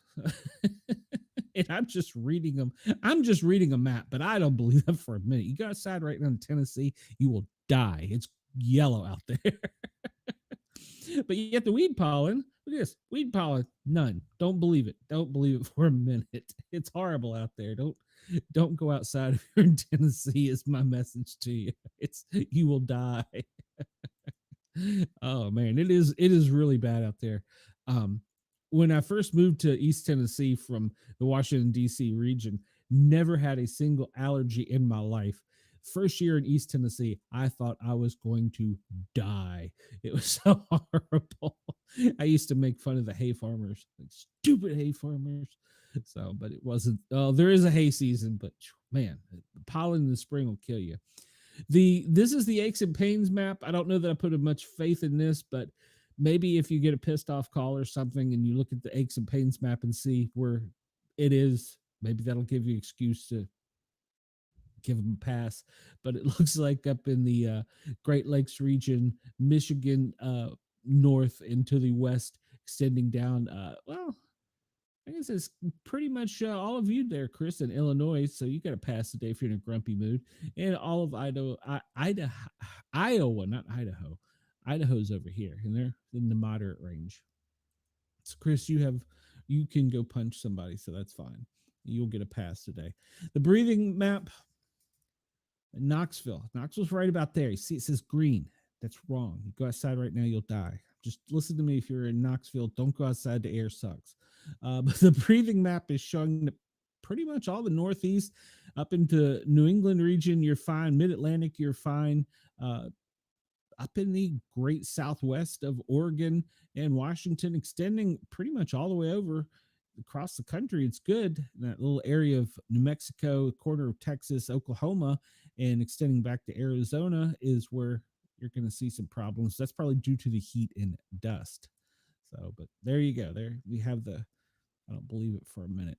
So since I've got myself riled up, let's take a moment to recognize, for those of you that are listening on Yerg's Radio, Rainbow Radio, or Radio X in Australia, especially in Australia, if you're amused by my stupidity, come over and check out our AI wind generated map. It is not our map. We're just merely showing this, and I recommend that you get some calm, meditative, maybe some Tai Chi music on, put some earbuds on listening to that, and get a 50-inch plasma TV, paint your walls black, put blackout curtains on, and then put this up because this is the big blue, beautiful globe, and it is showing, AI is showing where the wind is flowing.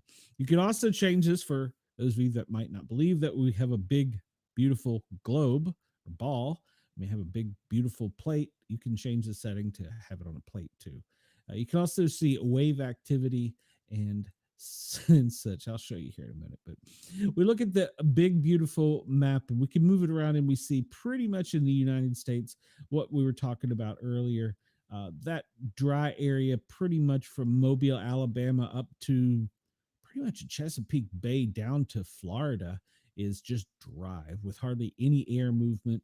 Most of the air movement is coming out of the Gulf of America straight up through the center of the country into our Canadian friends. And then from the Pacific coming over the Rocky Mountains, meeting up with that and going into Canada as well. There's one little front trying to push down into Canada. That is the one causing the snow that we're experiencing right now. Let's go down under and see what it looks like for them. And as we talked about, up where the storm is going to be the windiest areas of Australia today. And it's going to be pretty mild wind-wise, except for maybe Western Australia down along the coastline. Otherwise, you can expect a pretty wind-free day. And hey, they don't have a black spot down here, Chris. So we're not held up on a stick. You can go down under and look at that. I don't even know what to say about that. That it looks like a what was those things we played with in school where you moved the sand around and it had different colored sand and it made waves? That's what it reminds me of when you look at the bottom of our big, beautiful blue globe. Chris, you got me doing this. Go up top here to Antarctica. Or hold on, I gotta find it. I'm lost. I find my geography here. Hold on, there we go. I know where I'm at now. Up into Antarctica. And we look up there. It's not as defining as it is down south, the South Pole. Wonder why. Up here, it's where Santa lives. It's not a very windy day. So, all right. All right, enough of my silliness for one day. You can check this out for yourself if you want to see it. You can go to earth.nullschool.net and you can bring it up. You can make it in a big, beautiful globe. You can also, if you want to see what the ocean is doing, you can change it to see the waves. You can change it to see the different tidal path. This is good. The wind service showing the carbon dioxide. This is also good to show you for coming out of Africa, the dust storms and stuff. It also later during the year we'll probably use this where it starts talking about hurricane activity in the Atlantic. We can look at the particulates, which is if you're house cleaning, and then I'm not sure what this one is. It says space, wind surface probabilities, visible aura. Okay, so this is your aura map.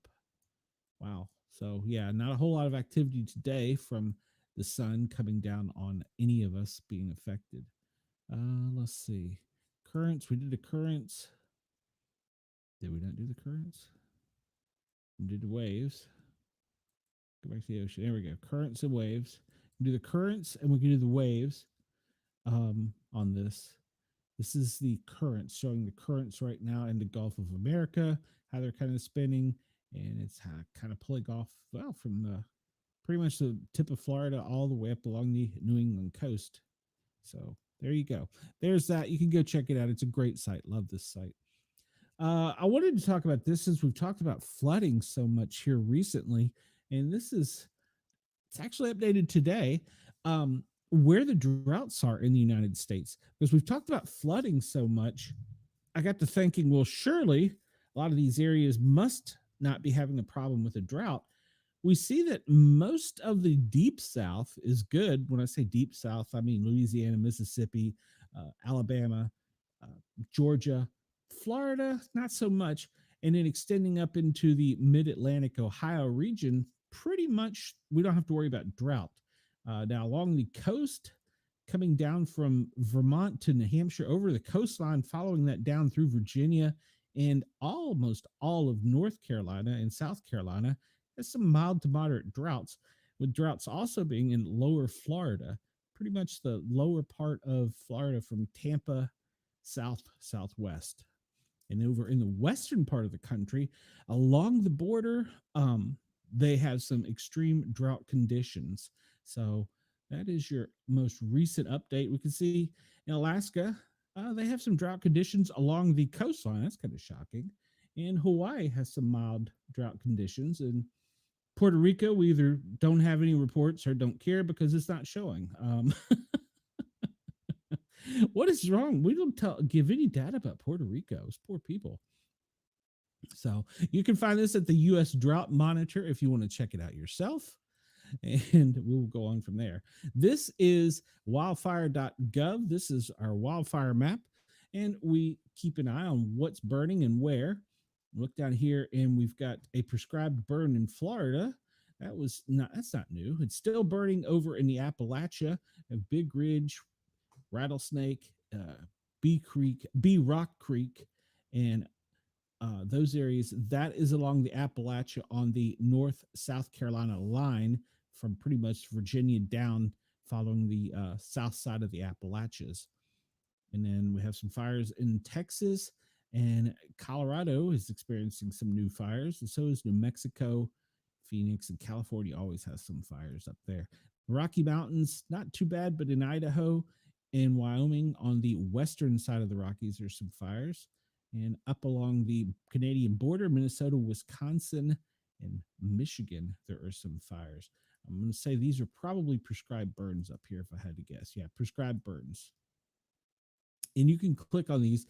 And this is what is wildfire.gov, and it will tell you if there are actual fires or if it's prescribed burns. Like the ones in Texas, most of them are prescribed burns. This time of year, I expect to see a lot of prescribed burns. And it will start breaking out, getting really bad like it is right now over in the Carolinas later this year. So, but yeah, a lot of these fires currently are prescribed burns, which is good news. So we want to see the prescribed burns. So, all right, so that is the one map, but I'll show you the one I really like that shows you what's big, what's little. This is the NASA fire map. It's cool because it takes and uses satellite technology to identify flames and then send people out to see if something is burning. And then they identify it as a working fire. And they also tell you the difference between prescribed burns and working fires. And you can click on them and get data. Like, for instance, the Deep Woods fire in North Carolina is 3,969 acres and is not contained at all. So you can click on them and see any of the little red dots. That means that something has either been called in to the National Forestry Service or satellite has spotted it. It could be as simple as a brush fire in a neighborhood, or it could be a house fire. So we still have this in Knoxville. And I suspect that this is the Sharps Ridge fire, that it's just a little bit off with the satellite, because on the southern side of Sharps Ridge, the southern side of Sharps Ridge, they have had some brush fires. So I suspect that that's what that is. Down in Atlanta, Metro Atlanta, I don't really see any. Maybe up along, what is that, Lawrenceville, Sugar Hill one, but I don't see many fires there. And those are not confirmed, or they're small fires, and they've only been reported. So, and you can see areas like, we'll see, look at this. We'll watch this in Tallahassee here, Valdosta, this area right here. We'll watch this and see if tomorrow this pops up as a fire, since there's so many reports of little fires, or hopefully they can get it contained. So up in Ohio, where my friends are up there, doesn't look like there's anything too major. There's been some fires reported, but it doesn't look like there's any major fires. Chris, for you over in Illinois, doesn't look to be much going on there either. So you're in the clear. Denise, over on the Northeast coast, KG in Southwest Virginia, you have the little fire that's crossed over the Appalachian Mountains. But Mississippi, there's the one fire. The big deep pink in lighter pink is showing us where the fire weather warnings are, and where we talked about pretty much New Mexico, where it's more intense today. So one major fire over in Silver Fire in California, just northwest of Fresno. 1,611,000 acres is burning. It is 0% contained. All right. So since we're looking at that, let's look and see what that's doing to our air quality. And we will see that a lot of the smoke is pretty much stationary. It's sitting here. See, this is what I tell you, the air quality isn't that great, even though they're lying to you. A lot of the smoke coming out of the Appalachians is moving to the south and the southeast, and it's just kind of sitting in the deep south, pretty much all of Georgia, Alabama, parts of Mississippi, all that smoke from the Appalachian Mountains just sitting there. It's going to be a hazy, smoky day. The fire is burning out in the center of the country. The wind's pretty much keeping them in place, and they're not blowing anywhere. So, um, where did we say the worst air quality was for today? It was down around Tallahassee, was it not? And we see that's probably because of these fires. So, most of the smoke is being pushed to the southeast slightly, but it's not moving along as well as it could. So, it's going to sit there to accumulate. Up in the northeast, really don't see a problem. Over in the central part of the country, don't see a whole lot of problem with smoke over there, except maybe up, what is that, St. Cloud, you might have some issues. And looking to the west, California, pretty much central California, uh, you're going to have some light to moderate smoke conditions. And up in Seattle, in that area, it looks to be fairly clear. We'll zoom out slightly and see nothing too major. And I don't think we will get any information down under on this. I think this is just the US. All right. How am I doing on time? It's 2:34. All right. We're doing good. We got this, guys and gals. All right. So every day we talk about major events that have happened in the world. And since we were catching up yesterday, we caught up a lot. We talked about biological events. There were the honeybee and bear attacks in India. So be careful there. And that's something also in Tennessee we have to start worrying about is the bears coming out of hibernation. It's that time of year, and when they have their cubs, stay away. Do not go try and pet Smokey. He is not your friend. Every year, somebody gets attacked by a bear because they try to pet them. Stupid people. We talked about the measles outbreak in Texas, and let's see. This was overnight for us in Australia. 1 dead, 12 infected after a Legionnaire's outbreak in Sydney. That's interesting. All right. In Africa, a chicken Ugaya, I don't know, outbreak kills 6 on France's Reunion Island, and that's in Africa. Okay. In Nigeria, death toll hits 127 in Nigeria. And critical infrastructure. Why do they not have Puerto Rico listed here? Puerto Rico should be listed there. Let's see. Cyber attacks. The Russia Federation hacking group Anonymous has targeted Russia, demanding the release of the Trump files. What? Okay, we'll leave it at that. What? Armenia, shots fired by an Al Jazeerian near Armenia's Kalzavan border village. All right, so that was overnight. Yemen, Houthi missiles. Well, yeah. Yemen, Houthi, we'll just leave that one alone because it's going to keep going. Nigeria, 13 killed, 50 houses burnt in an attack overnight. And mass displacement, nothing new yesterday. We talked about the 4 Pakistanis among 11 dead as the migrant boat capsized off the Libya coast. Talked about that yesterday. In the United States, triple stabbing, and I've talked to my guests and fans about this. The stabbing incidents are going to be increasing. Triple stabbing in Inwood leaves 1 man dead, 2 others injured, and that is in the U.S. Where is that? Inwood, where is that? Let's pull this up real quick. That was new to us. 1 person was killed, 2 others were injured in triple stabbing in Manhattan on Wednesday, according to police officials. Stabbing happening at the intersection of Broadway and Inwood. And a 20-year-old man was slashed in the neck and taken to Harlem Hospital. A 24-year-old man was stabbed in the neck, and a 21-year-old male was stabbed in the hand and back. Both were taken to New York Presbyterian Hospital by private means. The 24-year-old died from his injury. So the 24-year-old man was stabbed in the neck. All right, so what this tells me, and if you pay attention to this, the headline will tell you this, but where this occurred, and it's right pretty much the New York, New Jersey line there, Manhattan, the person that did this knife attack had training in knives and how to use knives. The hand and back injury were self-defense, but the two to the neck were intentional, and they knew what they were doing with the knife attack. So pay attention. We're going to start seeing a lot more of those. If you don't believe me, just keep watching the mainstream media. In the United States, an SUV crashed into the Gresham building after reports of shots fired. One man in custody. And a teen boy shot in Calumet High School dead after classes let out. That was breaking as we were on. And I have not got a follow-up aside for the FSU incident. 4 were transported was the last update I got on that. Hungary marathon protests against the restriction of the right to assembly in Budapest. Everybody has the right to assemble. In India, unidentified men hurl crude bombs in Odisha's Birdik with 7 injuries. So that's in India overnight. All right, well, bombs. They were hurling bombs. How do you hurl a bomb? All right. We know about Ukraine, Israel, the Middle East. United States explosion destroys a building at Northrop Grumman facility in Utah. That's new. We didn't hear anything about that. Let's pull that up real quick. An explosion ripped through a building in Northrop Grumman Rocket Garden in Elder County, Utah, early Wednesday morning. The Box Elder County Sheriff's Office confirmed the blast occurred at approximately 7:38 a.m. local time. A video provided to Fox 13 Local showed a plume of dark smoke rising from the site, with residents in the area reporting the explosion shook nearby homes.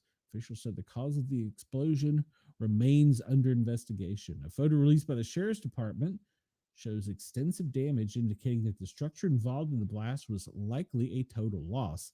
As of Wednesday afternoon, no reports have been issued regarding a hazardous substance in the air.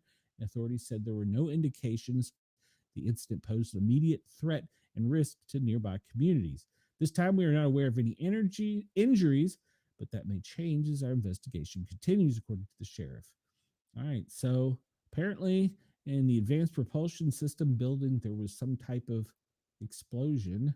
There was potential for exposure of rocket propellant and related chemicals, but it did not involve a solid rocket booster area. But apparently, they had a mishap at Northrop Grumman. Good Lord.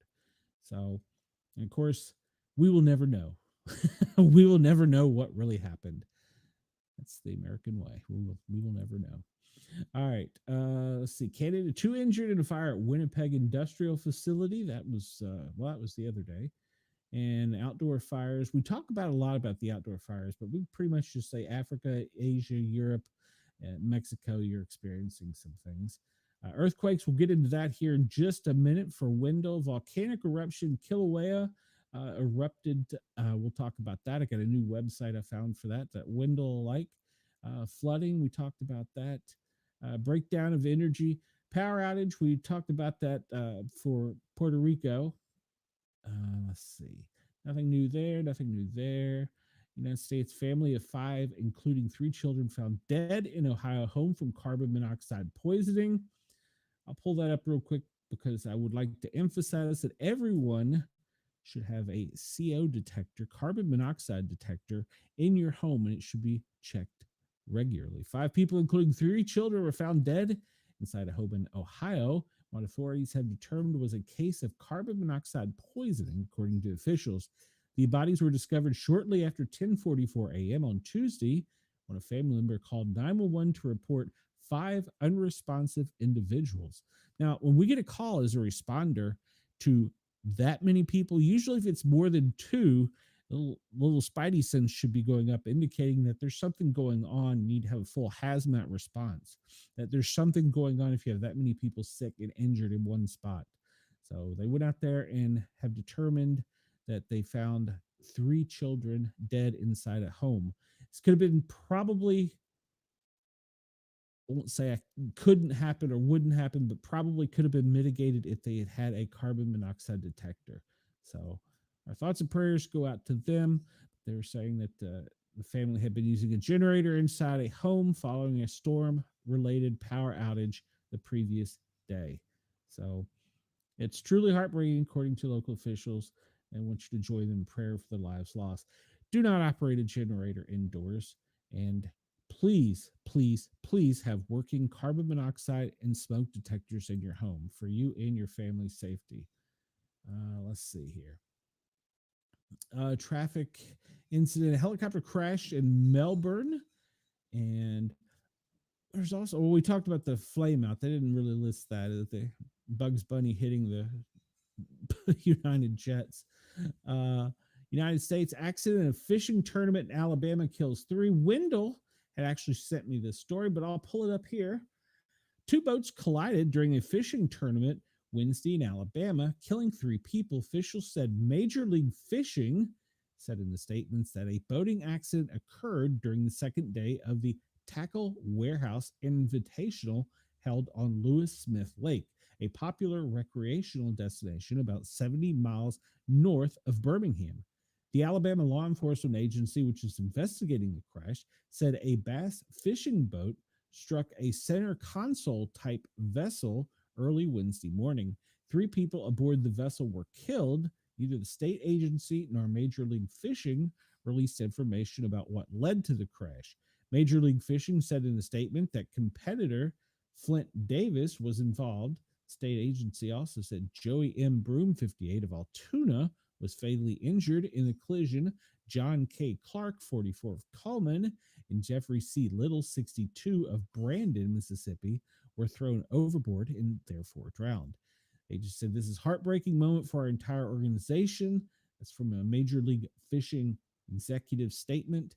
And our deepest condolences go out to the families and those affected by this tragedy.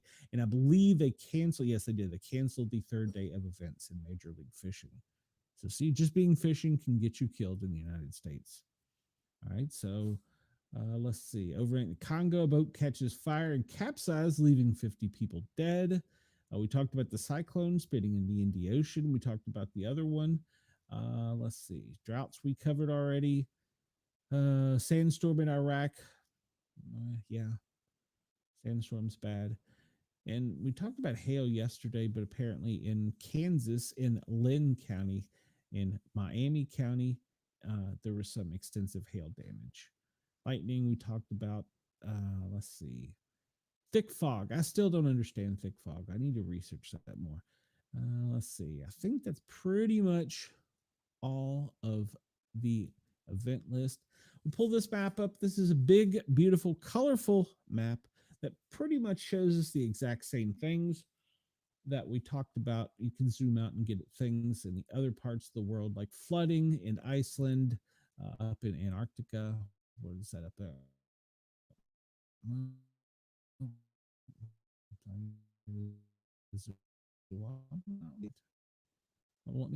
not? Winter storm, and about the high winds and blizzard warnings. And we talked about there was an earthquake in California yesterday, and Kilauea erupted about 6 days ago. You can zoom in and see a little bit more closely. Center of the country's got a lot of activities with fire incidents. But this is pretty much just shows us the same thing. Hold on, I gotta stop that. All right, so pretty much this shows us the same things we were talking about. Let me push another button before this gets carried away. That is my grandson trying to call me and join in, but I can't have my grandson calling and join in at the moment. You all might like it, but I don't know that I'd like it. All right, so you can zoom out and see incidents worldwide. We'll see. We'll zoom into Australia. We talked about Cyclone Earl. What do we have over here? Wildfires southwest of Timber Creek. This is talking about fires in the Northern Territory and fires in the Queensland. They're a couple days old, so there's nothing new there, really, doesn't look like. And coastal surf advisory, large coastal surf in Queensland. Okay, that's a new warning for us. We don't see those too often. And flooding in Revine in the center of Queensland.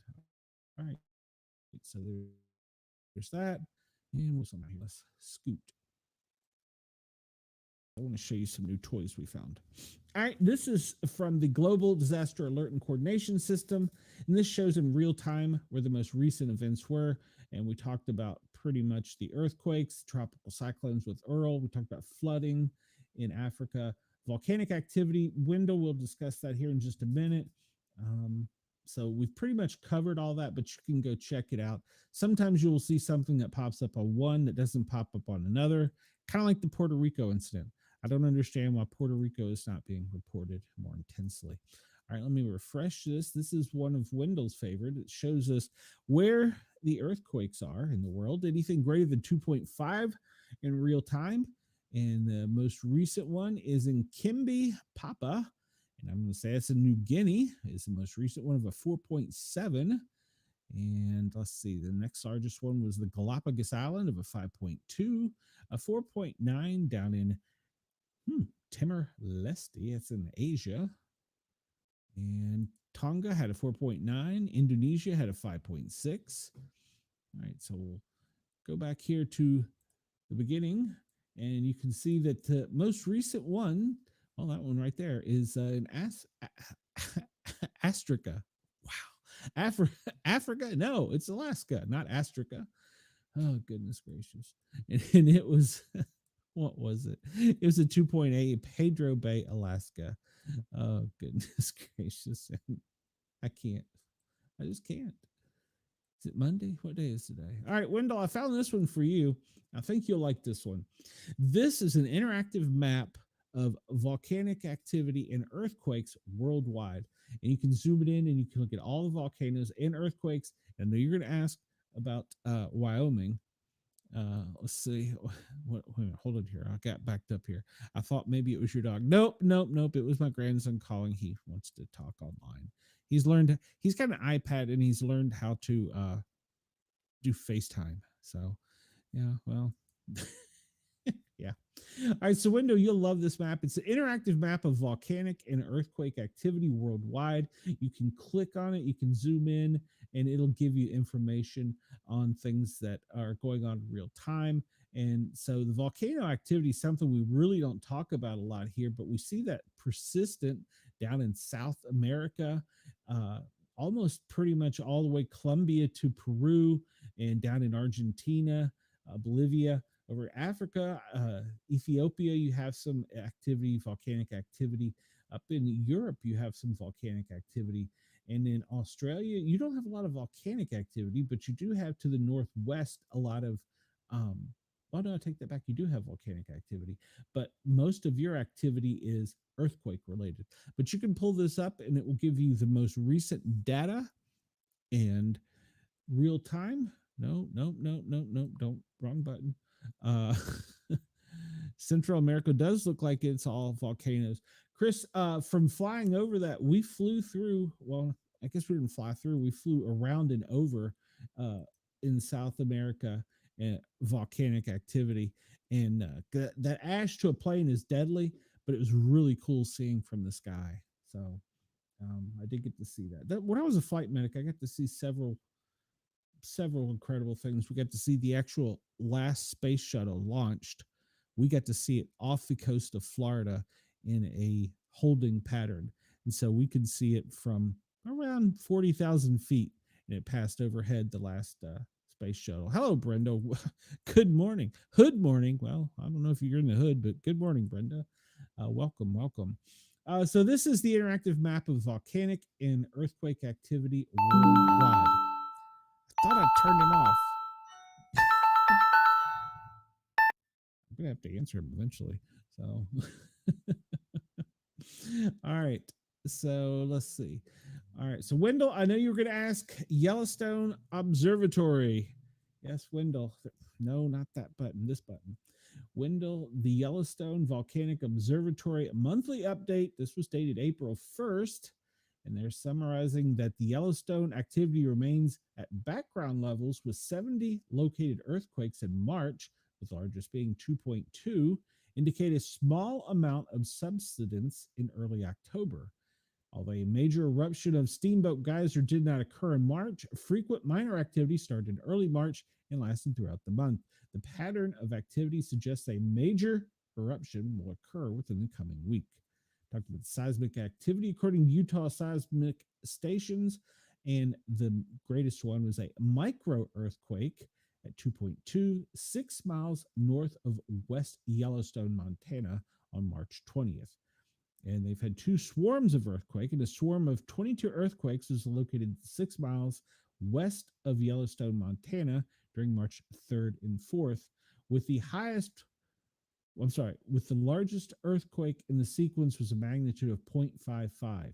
Swarm of 11 earthquakes occurred 6 miles north of West Yellowstone, Montana during March 19th through the 22nd. And you can look at the data there. So they're saying that something could happen, but something may not happen at all. So there you go.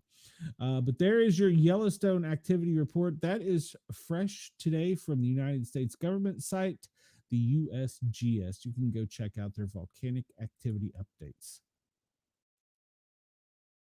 All right, we talked about this yesterday. We really didn't have time to cover it. I don't know that we will today for the people on Jurgens Radio and Radio Australia. Yeah, I had never heard that term either until I was researching this for Wendell. Swarms, and I guess they're micro where they're smaller than 2.2, and they come in clusters, kind of like a cluster headache on Earth. Let me get this out of the way real quick. I want everybody on Radio X in Australia to stay tuned in if you want to hear David Breckmeyer's show, and I'm struggling for the name of it right now. Man, I can't think of the name of it.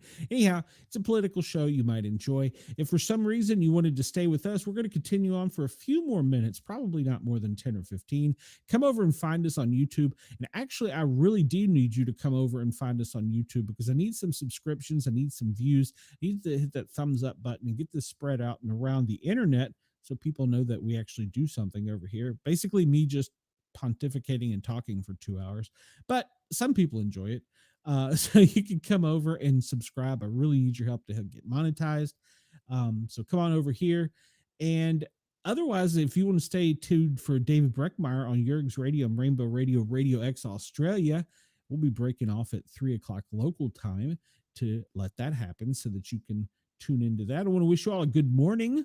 We will be here with you tomorrow overnight in Australia.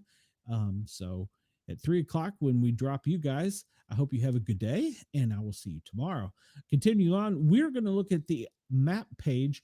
This page is really interesting because they talk about almost everything. You can pull up a map of earthquakes. This is in Miramar of a 7.8 earthquake. And the next one down shows the Democratic Republic of Congo, ongoing severe weather. I'm not going to pull all these up. I'm just going to talk about them. Slovakia, this is the next thing. It's going to start making news. The foot and mouth disease. Hey, Wendell, welcome back. Hey, did you miss Wendell? I gave a whole report about your Alabama incident and your in your Yellowstone. Where were you, Wendell? You got to rewind here, Wendell.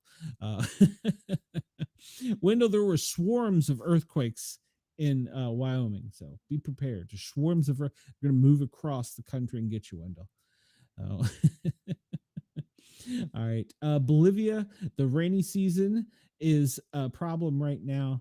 And I'm just going to go back to about where we got sick. We talked about the last one we talked about was the medevac operations out of Europe.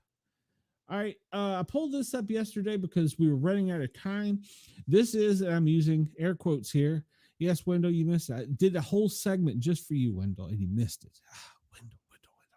Wendell. This is the, I'm using air quotes here. These are the weather balloons, and you can see where they are worldwide. It's funny. They will pop up and they will disappear so quickly. But if we look at one, we see that it is currently, it's floating over, and we don't know who this is that's got this one up. It doesn't give us that data, that telemetry. It was launched in Riverside, California, and it is currently going over a Marine Corps Air Combat Base, and that is in California, while there's two others just south of it. And they were one was launched from the test range, Yuma test range, and the other one here, let me click on the other one. What is that? Give me where it was launched from? Were they both launched at the same time, I guess? Okay. They don't really tell you who these are, but you do get some data out of them. They are weather balloons. You can find out that they're currently operating on a frequency of 401.2, and that this one is currently at 5,173 feet with a maximum altitude of almost 70,000. And somewhere down there it tells the temperature too. Relative humidity is 56.5 and 6.8 Celsius at 5,173 feet. But you can get an idea of some of these balloons, where they're launched, where they took off. Not all of them. Like this one, look, I bet this one out of Holman Air Force Base was launched and is currently just floating at about let's see, 6,128 feet. Its maximum altitude had been 70,055 feet, and it's currently just kind of floating over well, I hate to say it, but it's getting over there toward the area where the government doesn't like us to know exists, in Area 51.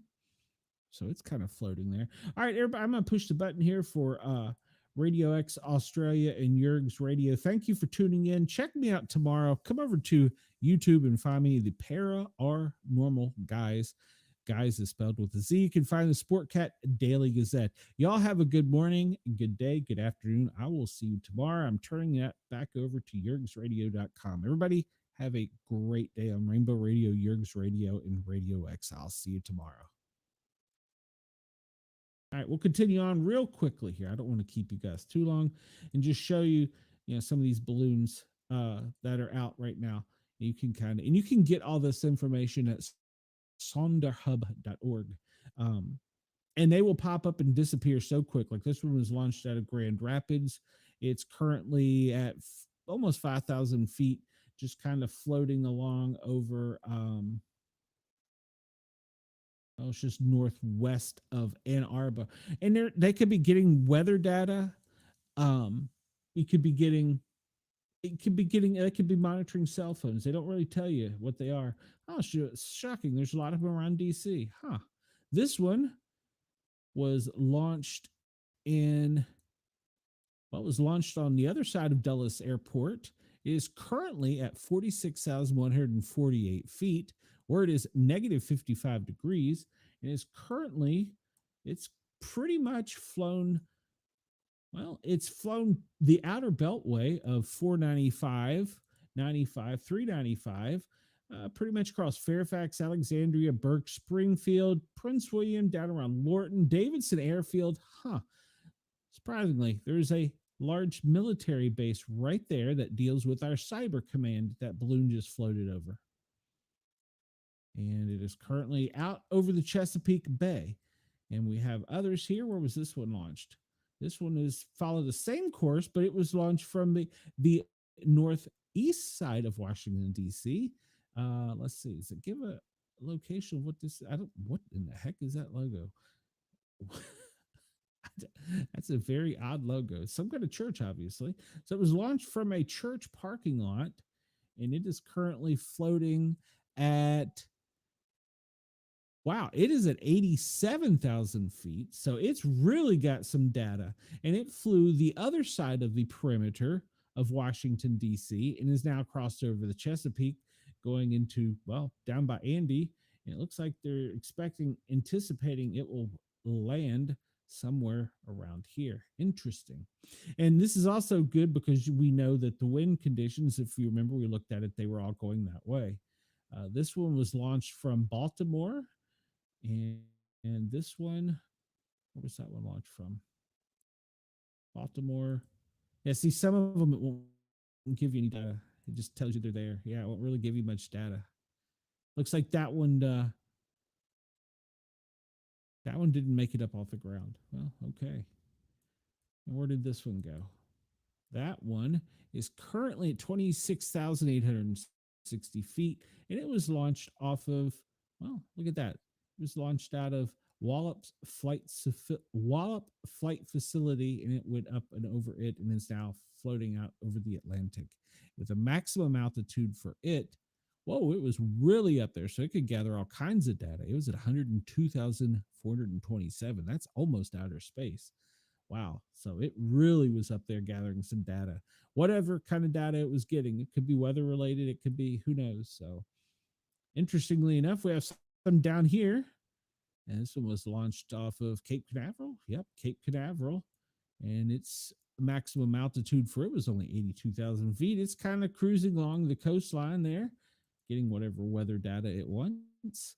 This one was also launched at Cape Canaveral. So Cape Canaveral launched several balloons. Now, this is a very interesting one because it doesn't really show, it shows it was launched, but it was launched out in the Pacific, I'm sorry, the Atlantic, and it's just kind of hanging out at 36,000 feet. It hasn't traveled a great distance, but it was launched, according to this, it was launched out in the Atlantic Ocean off of the coast of Florida. That's kind of interesting. Remember, we talked about there's an area over here on the Atlantic coast we want to keep an eye on. And, sometimes you can't fly planes. So maybe what's needed is a balloon. So, yeah, there's something over here that been keeping an eye on off of the coast of Florida in the Atlantic Ocean. There's something in the Gulf of America in the Panhandle they're keeping a close eye on. So we'll look at that here in just a minute. And we see over in Europe, there's all kinds of, quote, weather balloons in the air. You can find this at soundhobe.org. And if you're really interested in this, and I understand that this is a hobby, you can actually chase these online and try and catch them, because once they fall to the ground, you can claim them because they fell from the sky. I don't know, but that's a hobby where people try and go catch them. Got me. All right, so we're going to take a look down here. This is from Sky Vector. The typical warning boxes over the DC area and down around the coast. We see some security warnings. And then down around Mar-a-Lago, there's always the ones. The weather off the coast in the Atlantic. I don't see anything really strange here from yesterday. We do see a lot of these security ones. Okay. Like this one is around Lexington, Mass. Temporary flight restrictions for special security reasons. They don't list what the special security reason is. So, but you can zoom in and out and see what there is. And Sky Vector is a good site to go to. All right, we're going to go to the FAA website, which is going to tell us pretty much the same thing, but I took away the boxes and warnings, but down along the coastline, they had some boxes and warnings for no, that wasn't it.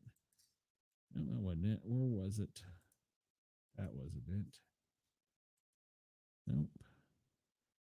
All right, I'll have to go through and do this again, but we were keeping an eye on things in the Gulf of America and off the coast. Can you sell them back?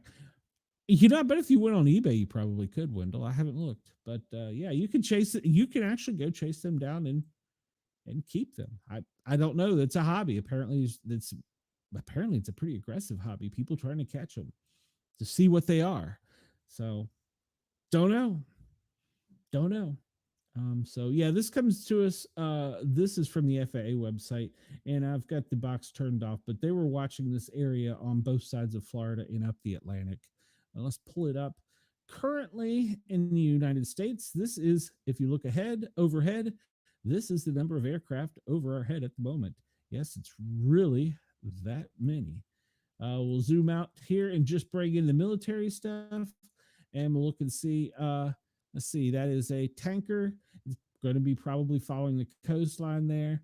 And I'm going to guess that is, okay, that's a dignitary. And all right, so look here, we're talking about this. They're watching something. Look at this. They're saying this is an unidentified airplane, possibly a P-8, and I think that's a sub-hunter. And look, it was all off the coast of Jacksonville. And look at this area that it's been circling off of Cape Canaveral. Same area the balloons were launched. And I'm going to bet that there's probably some fighter traffic in there as well. And like I said, a plane may not be able to go into international waters and observe things, but that balloon sure could. And remember, we had how many balloons take off from Cape Canaveral, including one that took off from somewhere out here? So there you go. There's no call sign, and this is possibly a Boeing P-8 Poseidon, which, if I recall correctly, is a sub-hunter. So this one also it was a sub hunter. I'm going to guess that this one has probably been launched and is probably going to be in formation behind that one when it runs out of, well, I won't say runs out of fuel, but needs to go refuel. So interesting, some of the things you find here. Look at this. We have a C560. Huh. Where'd it go to? Huh. Disappeared. What's down around there? Oh, let's see if it goes around this corner. Isn't this the part of Cuba where the Guantanamo Bay is? Isn't that where that is? So maybe some kind of military official down there. They just disappeared off radar and appeared on radar mysteriously. Happens like that sometimes. Let's see. The R135 Joint Command. Oh, Lord. There's probably going to be somebody on YouTube saying the doomsday plane is up. Everybody prepare for death. C-17. We have the T-38s off the coast train. There's always a lot of activity around Washington. There's a tanker. All right, so okay, look here. Tanker's been flying in a circle out here. We know that the tanker can support about 30 jets. So he's kind of circling off of the DC Chesapeake coast and out into the Atlantic. Then what do we have here? Let's say KC-46 Pegasus. He's kind of patrolling up and down the coast too. So if you look and see, you kind of get a feel of what they're doing. And we do it daily, and we just kind of skim around and see what we can see. We know around the border right now there really a lot of activity because we're setting up that demilitarized zone. So keep an eye on that. Nope, there was no fire. A lot of times when you see the helicopters, that is just training, especially down around the Panhandle where there's Elgin Air Force. You get over in Pensacola, they have an naval air base, and Mobile has a base as well. So you see a lot of helicopter activity there. But this just gives you an idea. This is currently military operations, military flights that are what we call squawking. So yeah, and some of them you'll see they're just tankers with no call signs. You kind of have to keep an eye on it, And once again, another tanker. And look out here in Hawaii, you have Blackhawks operating. So just keep an eye. It gives you an idea. And you could even go over if you're really interested in seeing what's going on in the other parts of the world and kind of look and see what our military is. You can see if our military is moving things. There's been a lot of traffic in and out of Germany from the United States here lately into Europe. So gives you an idea of what's going on there. I don't make any prognostications, but I can tell you that when we've been watching, and now especially with the balloons, there is something out here off the coast and in the Gulf of America that they're keeping an eye on. So, and I'll pull up marine traffic, but they don't really tell you what's out here. I mean, they will tell you, but you don't know what it is. This is all the current marine. This is all the boats. We were looking at a minute ago. We were looking at all the planes. This is all the boats in the world right now moving. All the ships, not boats. You see the Panama Canal, which BlackRock has seized and taken control of, it's pretty active and busy. It's got people jammed up on both sides wanting to get in and out of it. So that's your marine travel. And I didn't pull up where the current Navy fleet was. And I'm not going to cover this one today, guys, because we've run way over in time. But this is our interactive map on crime, what's going on in the United States. You can pull this up by going to usa.live, usamap.com, and it will give you recent events that are going on around the country. It could be anything from gun crimes in Atlanta and Chicago to 2 people dead in Stockbridge in Georgia. Birmingham investigation, a homicide. You can just pull this up and it'll give you things going on in different parts of the country. We didn't get a chance to get into the New England fire map, but we can pretty much look at the map and see that there's been some considerable fires over on the East Coast and some EMS incidents. So I'm going to leave you. Wendell wants to, do they have cars? Does what have cars, Wendell? Do the people who are trying to get them? I would assume they would. I mean, I'm going to guess they would. I don't know the answer to that, Wendell. I would assume that, you'd probably chase it along the roadway and try and catch it, but you would have to trespass on somebody's property to get it if it landed, if it didn't land in the street or something. But But yeah, you could check it out, Wendell. It's actually a hobby. So crazy hobby.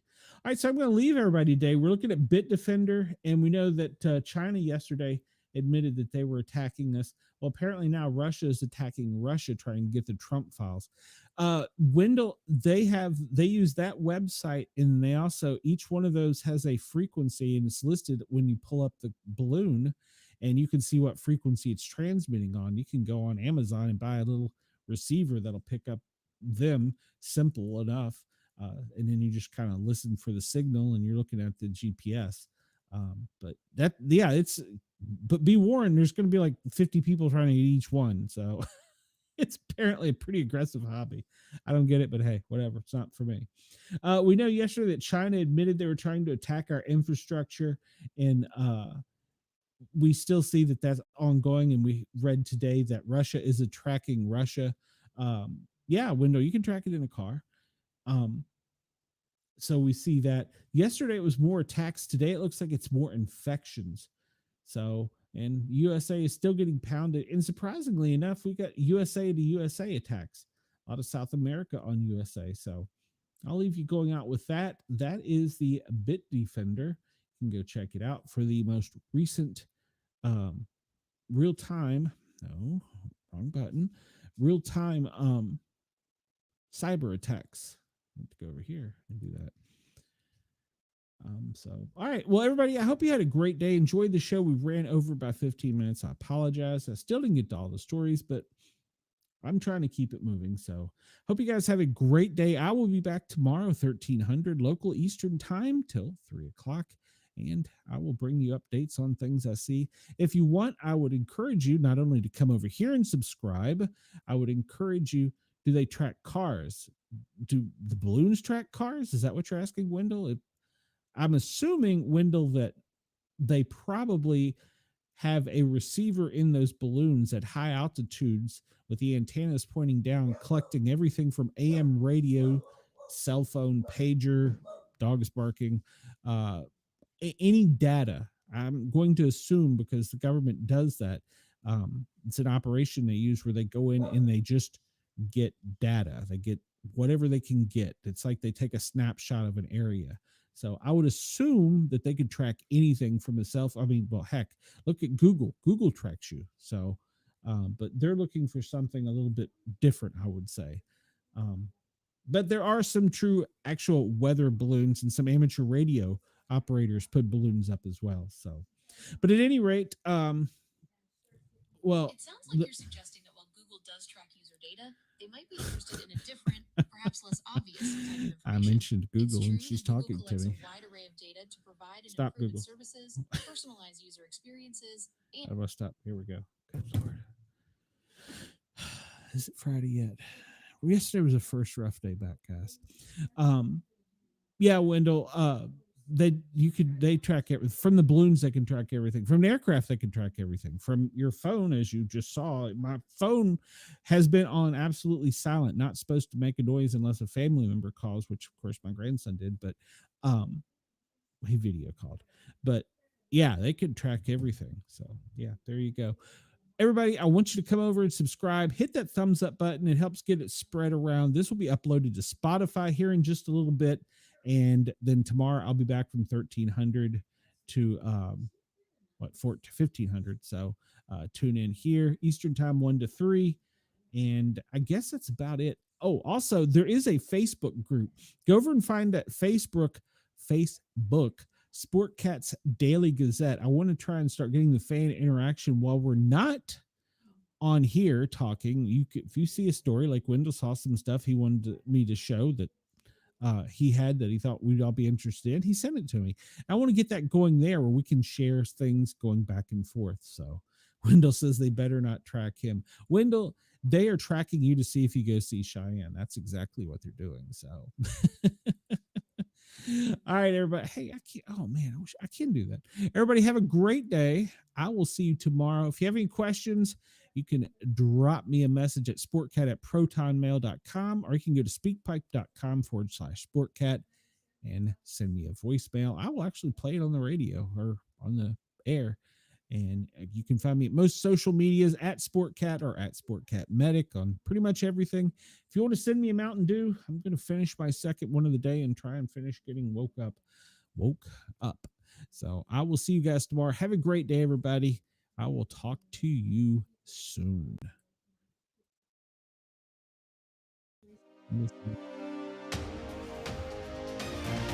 Just shoot me a message. You speak cryptic.